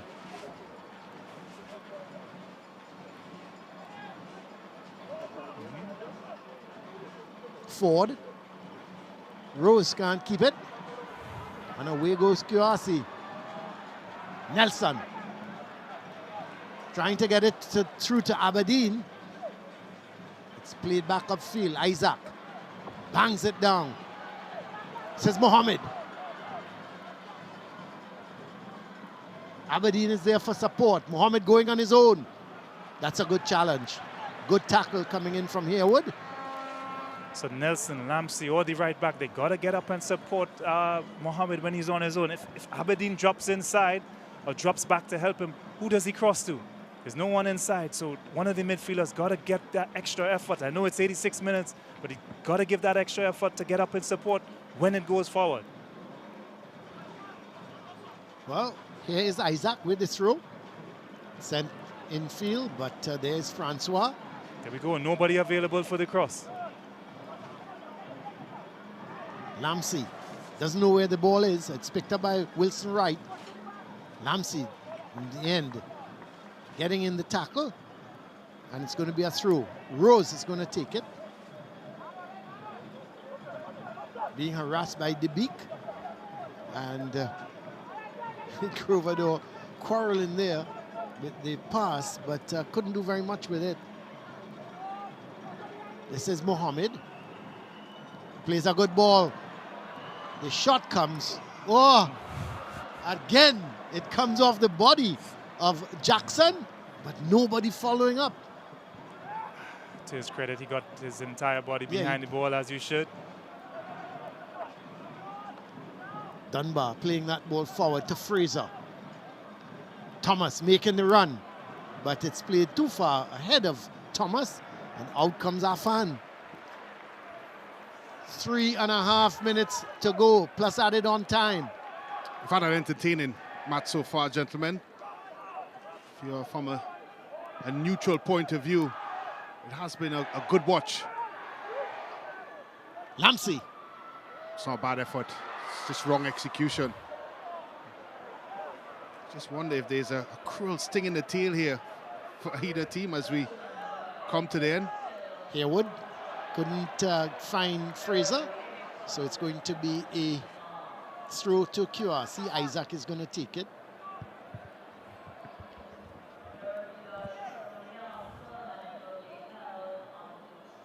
Mohammed fighting for it, but the ball played back by Crovador, now up the line to Thomas. Thomas twisting, turning with it, looking to get the cross in. No, he's going towards the byline, has the shot, and oh boy, that nearly squirmed under the body of Afan, but he held on to it. Most importantly, there's the run from Thomas. It's a good turn of pace by the substitute. Came in, had one thing on his mind. He tried to blast it first post, but Afan made sure. That's a horrible miss. He's going to stay on his feet. That's a good shot. Oh, that's another brilliant save. It was going towards the far post by Ford. This is Thomas. Still Thomas. The shot goes over the bar. Yeah, and St. Anthony's now have outdone themselves in terms of the opportunities and missed chances. I can't credit to Afan. Look at this gentleman for a save. It was going far post. Yeah, it was. It was a good shot coming in. Good pace. Hits the carpet here. But he gets his right hand on it. I can't describe to you how good a save that is. When it bounces just before you, it makes it so much harder. Difficult. That's a wonderful save. Excellent save. He has been, well, it'll be really cruel for him to lose this game. I really feel for him. Here's Fraser coming inside with it. Has the shot over the bar. Ooh, that was close. Only just over the bar. That was close.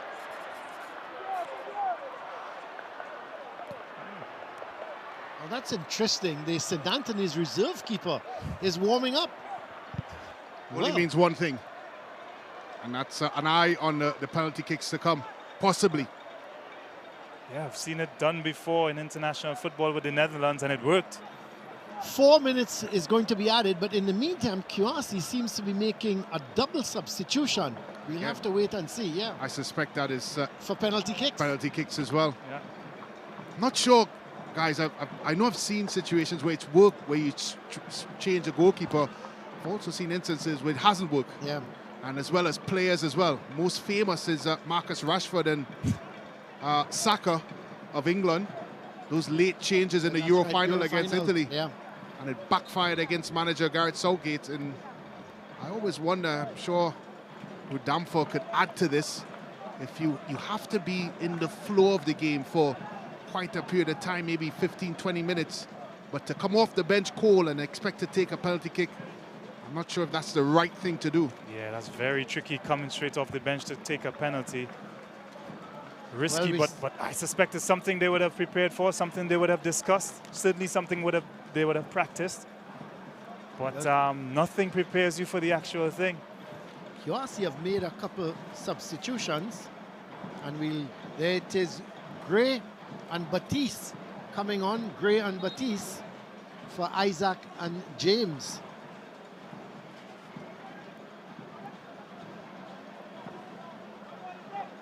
So more than likely, they will be in the first 5, if it goes that far, of course.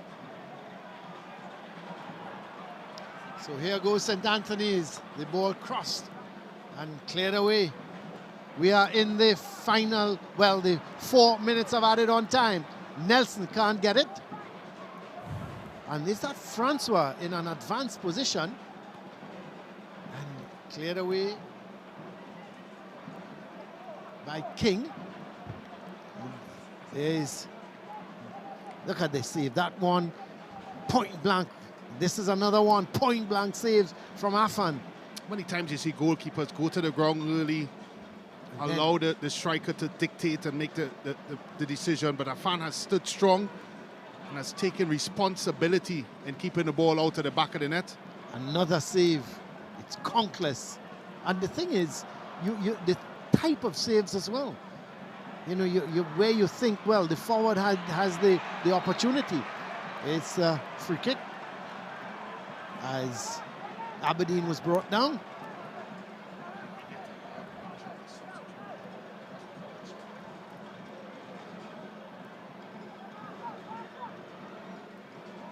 Of course, we haven't seen the change for the goalkeeping change. Well, there he is. Well, he's taking his bib off now. well, that's young Josiah Morris. Yesterday, gentlemen, he won a PK shootout for St. Anthony's College in the men's senior division against Fatima in a penalty shootout. So that is exactly why they're making this change. The question is, can lightning strike twice?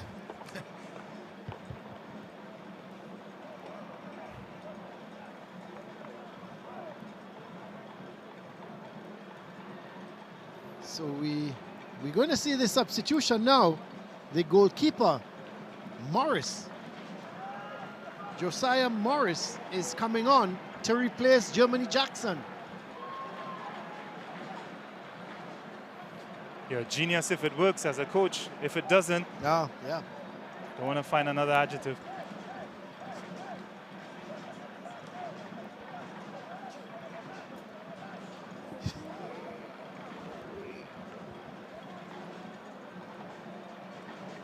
Well, we see a player down at the moment.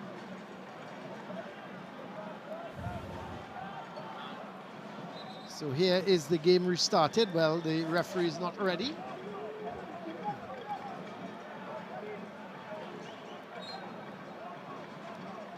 So the throw sent upfield, but comes off of Ford.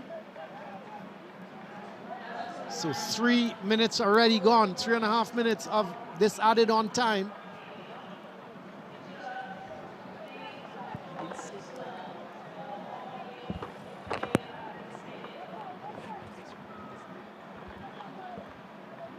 Well, it appears that Afan is going to be substituted, but that's too late. The referee has blown the whistle.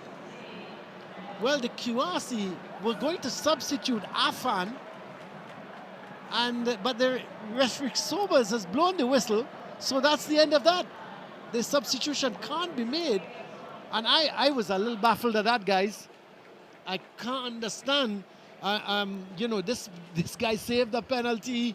He did everything you've asked of him. How could you be substituting him? Maybe the Lord works in mysterious ways. His wonders to perform. Well, the coaching staff is very aware of what type of attributes that their players would have, particularly the goalkeepers. And maybe in training, there's something within the goalkeeper that was meant to come on. And he didn't make that change, but you just wonder. And again, you talk about, of course, that's young Shamel Kasmi. But you just wonder if, of course, with the type of game that Afan is having, it's very difficult to make a change, because within his performances is a safe penalty, as we look at some of the highlights during the game. Yeah, referee Sobers she got things going, and St. Anthony's were always on the front foot. And that shot from Miller going just wide. And at this time, James sending the crossover. Lamsey just a little bit behind him, or a little bit too high. Couldn't get over it, and the header was not good. But then Fraser, one-on-one. And there was Afan coming up big and denying Fraser, who was turning nicely. And you had to think if he got that away from the keeper, it would have been a goal. And there again, a goes Fraser. Good tackle in the end by Dolly, keeping it out. And long ball from Francois up to Fraser. Picks it up nicely, gets inside of Isaac. Still Fraser looking for the shot. A poor effort in the end. Then Dunbar coming late with a header. Didn't get it on target. But then Nelson could have shot. Looked to lay it off for James. It was just behind him. Couldn't get the shot in. So the second half action now. Again, it was St. Anthony's. Fraser cutting inside. Crovador then having the shot. And a good save from Afan. And eventually the rebound is being put over.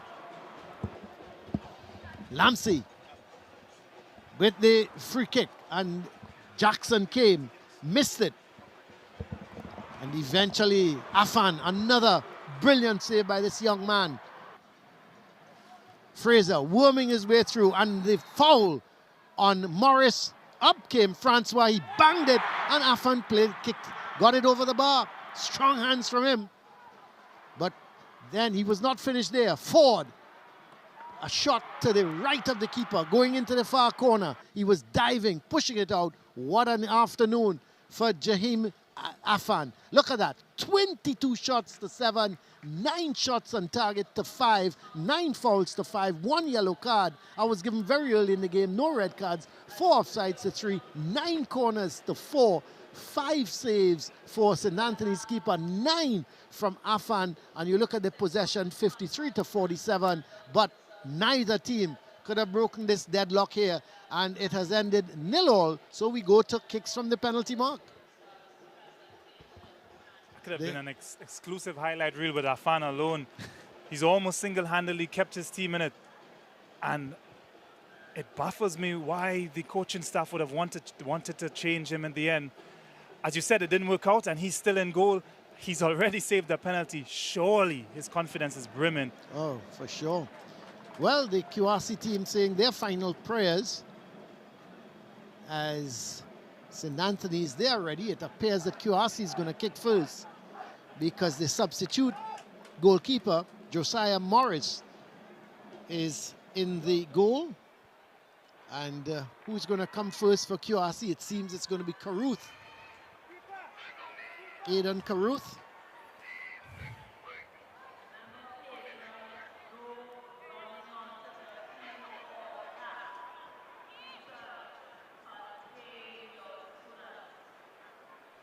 So the skipper is leading from the front.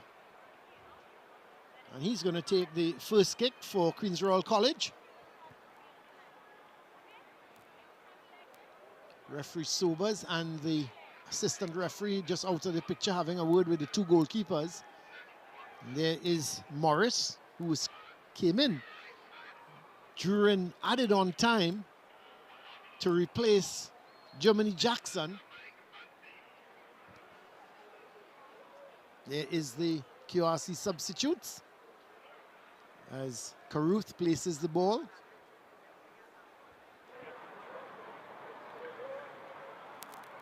Morris hasn't touched the ball yet for the afternoon. Caruth not happy with the mark. He's now placing it.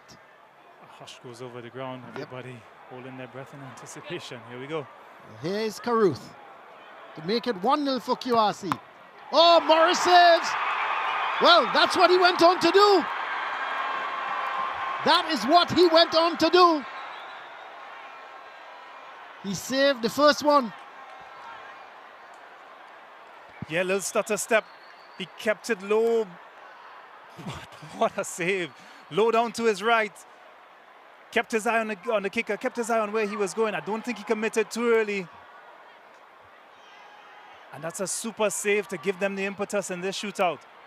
Well, the man who missed the penalty has come forward to take it now.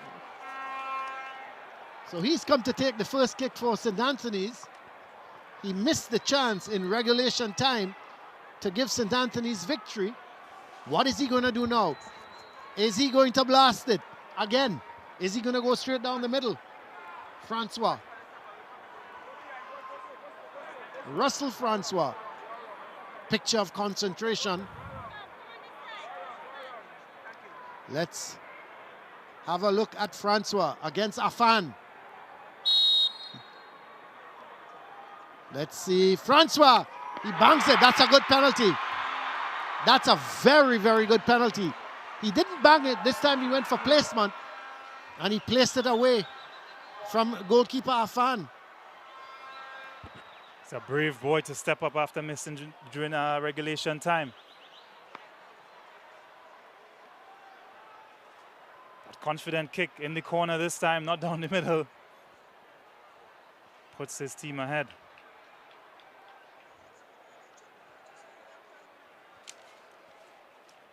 Well, this looks like Mohammed.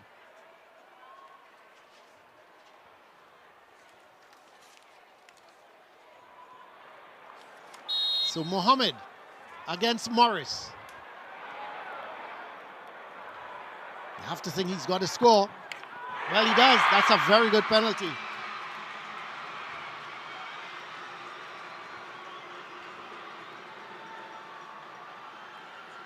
Strange run up.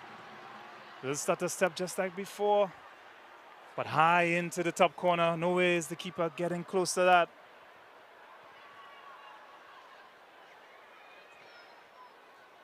Well, so 1-1 at the moment, but remember, QRC missed their first kick.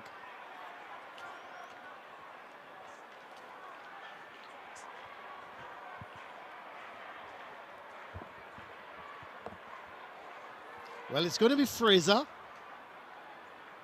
Andel Fraser. Seems as though Coach Kenwin Jones can't stand to watch. He's ventured down the tunnel. Here's Fraser against Afan. Oh, he puts it into the corner. That's a good penalty.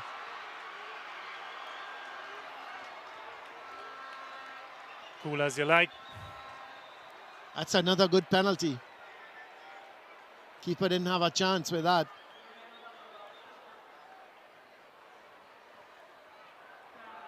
So Andel Fraser makes it 2-1 to St. Anthony's.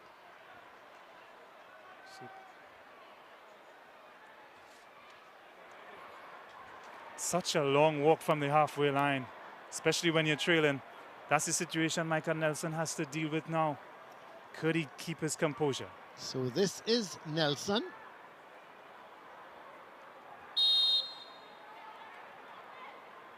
Against Morris. Nelson. Oh, that's a good penalty. Yeah. Very cool as you like. 2-2. But remember, QRC missed their first one. Short run up. Waited till the keeper committed. And directed it in the opposite direction. Good penalty. So 2-2 at the moment. This looks like Wilson Wright. Yes, it is Wilson Wright.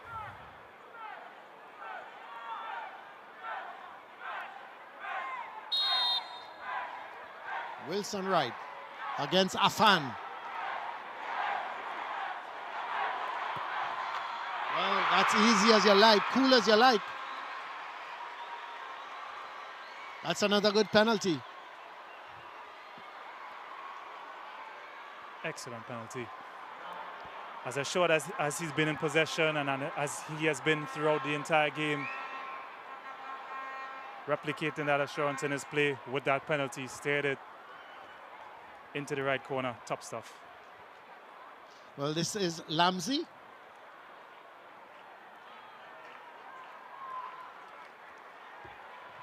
To make it 3-all. So Lamzi against Morris. That's a good penalty again.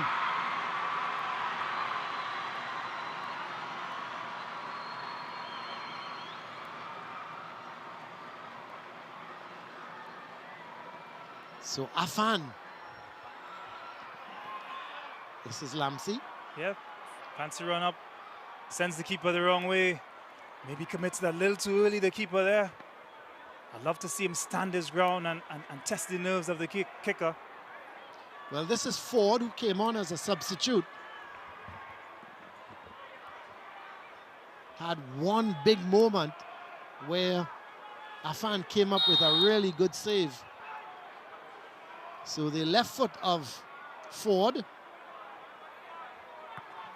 Oh, he passes that ball into the net. Ooh. Ooh. That was close. Afan.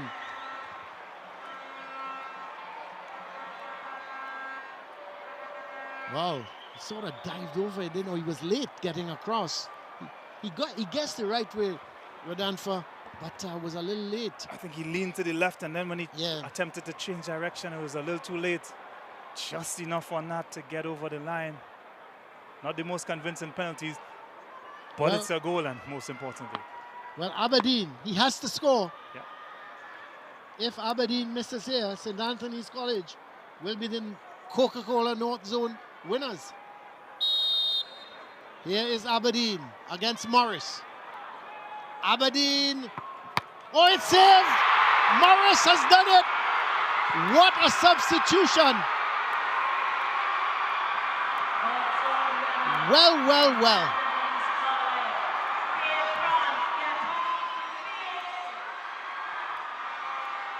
Morris is the hero.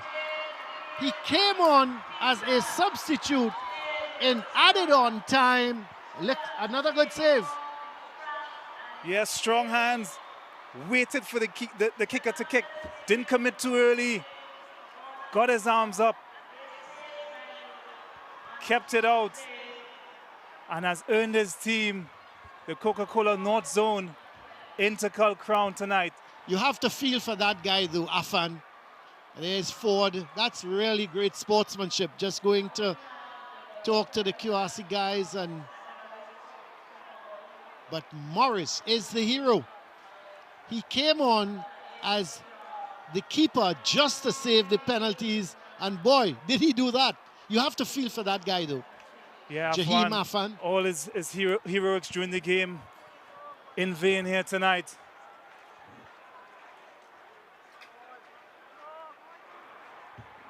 Instead, it's the St. Anthony's keeper, substitute keeper, who's the hero tonight. You got to give the coaching staff kudos though, Radanfa, because they knew this guy. There are keepers like that. They come up big when it comes to penalty saves. And obviously they had the confidence in Morris not to play, and which is strange because you don't have the confidence to play him during the 90 minutes. But yet, when it comes to penalty kicks, you put him in the goal. Amazing. But it happens. And we've seen it here live today at the Halsey Crawford Stadium. And it has worked. It has worked. Boy, oh, has it worked.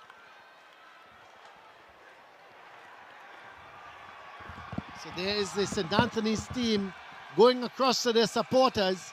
At the end of the day, you have to think that they deserve the victory. They were the better team over the 90 minutes, but they were stopped by one man, Jahim Afan. Save after save after save after save. He kept them at bay. They couldn't get past him, and it had to go to penalty kicks. And QRC missed twice. And St. Anthony's, they scored all their 4. They only needed 4. And the 4 kicks they had, they put away all. And in the end, they came away victorious by 4 kicks to 3. against QRC, who unfortunately missed their 2 kicks. Caruth missed one, and then Aberdeen, who came on as a substitute, he missed as well. And there is the St. Anthony's College, the Tigers. They are roaring here at the Hasely Crawford Stadium.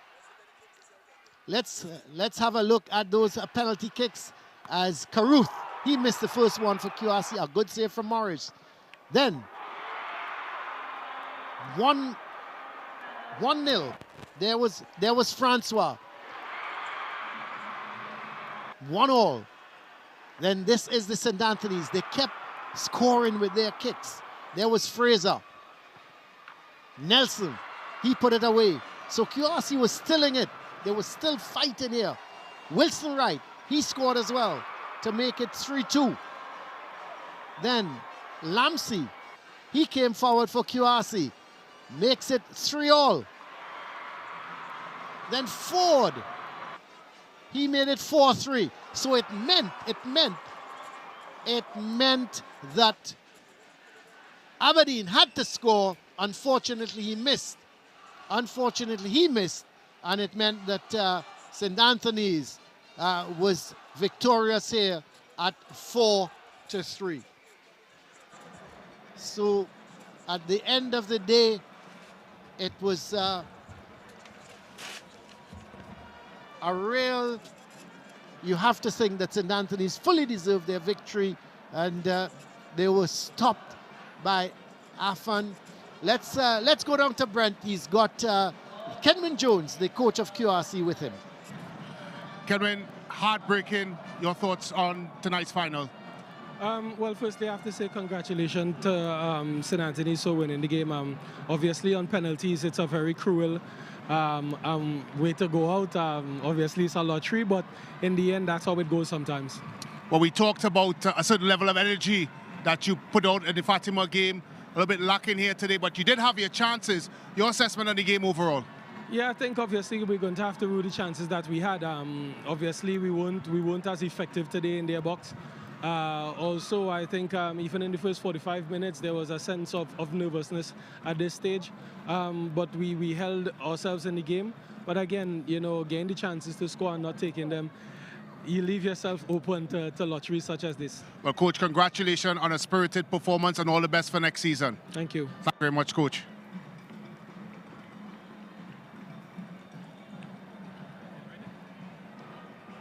Coach, of course, euphoria at the end of it. Question marks around the goalkeeping change. A big move, a big decision.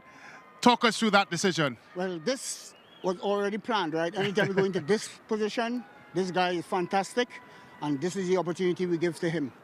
And it was successful. Well, of course, throughout the game, created a bundle of chances, not being able to get by Queen's Royal College goalkeeper. Your assessment of the game? Well, the game, I mean, the game played in 2 halves, and which we had more of the games, but goals win matches, and you do not score your chances. This is the situation we'll end up in. Well, Coach, I won't hold you any longer. Go celebrate with your team, and congratulations. Thank you very much. Over to you. Yes, and I am here with today's SportsMax player of the match, Josiah. I mean, you came off the bench today, and you just won the game for your team. How are you feeling? Feeling pretty great, to be honest. I didn't expect to come on today, but came on, took my opportunity. Won us the North Zone. I'm very excited. I was so eager to interview you, I forgot to give you your trophy, of course. How difficult is it, though, to come off the bench at such a late stage and come on and do what you did? Well, yesterday we had under 20 finals against Fatima. Penalty shootout. Same 2 saves. Won us the game. Came and did it again today. Yeah, well, I don't want to hold you back from your celebrations. It's your fault you're here for that performance. Congrats. Thanks. And, yes. Okay, and we'll be back here with Brent and Rodolfo. And what a performance that was from that manager's interview there, Brent. Well, it was a performance. I know there was question marks. Both myself, Colin, and Rodolfo wondered that sort of change because, as mentioned by Rodolfo, Netherlands did it. There was success there. And then we've seen situations where it was not successful. However, Morris had exclaimed that he did it yesterday, so why not do it today? I wonder if lightning could strike twice, but it did. Some tremendous save, particularly the penalty kick. So it was excellent for them. Good decision by the coach. It is a tough decision to make. I'm sure Rodampo would agree with that, but he did it, and it came out perfect. Tonight, he's a genius because it worked out for his team. But on the balance of the game, I think, yeah, absolutely, they deserve to win. They had more chances. They had the better of the game overall. QRC hung in there by the brilliance of Afan as well. You must feel for him in this situation, but that's how the game is sometimes. Down to penalties, a little bit of a lottery. But in overall, in the grand scheme of things, how the game went, I don't think you could argue with St. Anthony's being victorious tonight. Yeah, absolutely. I mean, they had the majority of chances, and really a tale of two keepers in this one. I mean, one good for 90 and one good for about 10 minutes. But what do you think is the mood in the QRC camp right now? Well, it'll be disappointed. I think from different perspectives. First and foremost, the type of performance that we saw against Fatima College, the energy levels, the quality that they display, the likes of Nelson and James could not play the way they played against Fatima. And overall, gentlemen, it just wasn't the same. We did wonder whether or not they could come back and play in a similar way. As we know, no two games are alike, and that we saw that here tonight. And I think they'll be disappointed that they just didn't show up in the biggest moment, because as we were talking coming in here, both schools, of course, are under a bit of pressure. Fatima has dominated the North for quite some time. An opportunity for someone new to win. I'm sure walking through the corridors of the school, they would have been getting that pressure of you have to win, you have to go out there and do well. And I think that may have played a part for QRC. They did come out a little bit short of what we saw in the game against Fatima. And I think because of that, when you look back at it as a player, you're going to go in that dressing room and kick yourself because you feel you could have done better, and they didn't here tonight. Yeah, so close, but yet so far, yes, they had their chances, but they weren't able to replicate what they did in the semi-final. If they're honest with themselves, they'll say that today, and I think deserved winners, St. Anthony's College. Yes, and we do see St. Anthony's College, the champions of the Coca-Cola North Zone Intercol, getting ready to receive their medals. We see the president of the SSFL, Murray Gonzalez, in shot there. Guys, of course, we see Alan Wilson right in shot there. I mean, he's very technical. You all on commentary would have seen the pass he put out. How great was he today? He was excellent today. It's good to see Dr. Amory Brown as well here giving out medals along with the other delegates. And no, you're right. He was exceptional today in the middle of the park. We talked about the influence that he has. Of course, that's when the signs come out for you for Salmon. It's all out there. St. Anthony's deserved it. You know, we talked a lot about the season that they've had. They've been very inconsistent throughout the season. Both teams, for that matter, for Queens Royal College and St. Anthony's. And today was really an opportunity to change the direction of the type of season you would have had. And St. Anthony's College seized the moment here today. They would have been disappointed.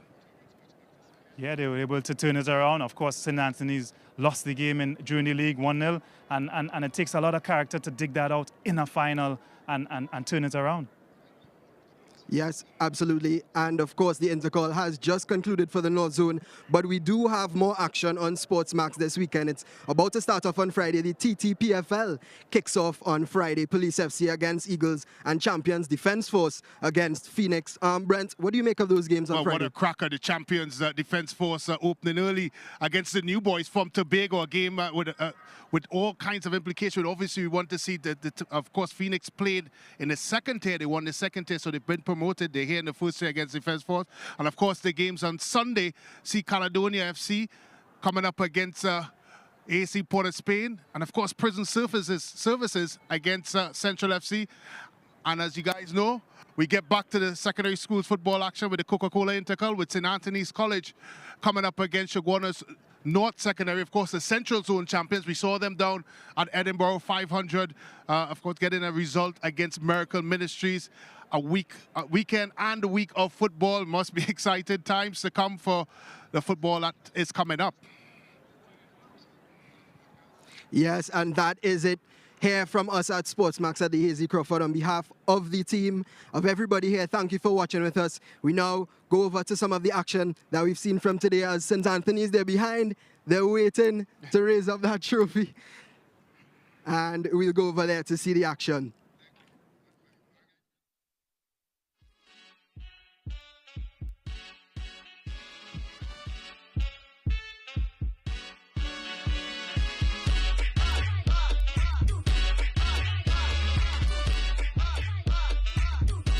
SSFL.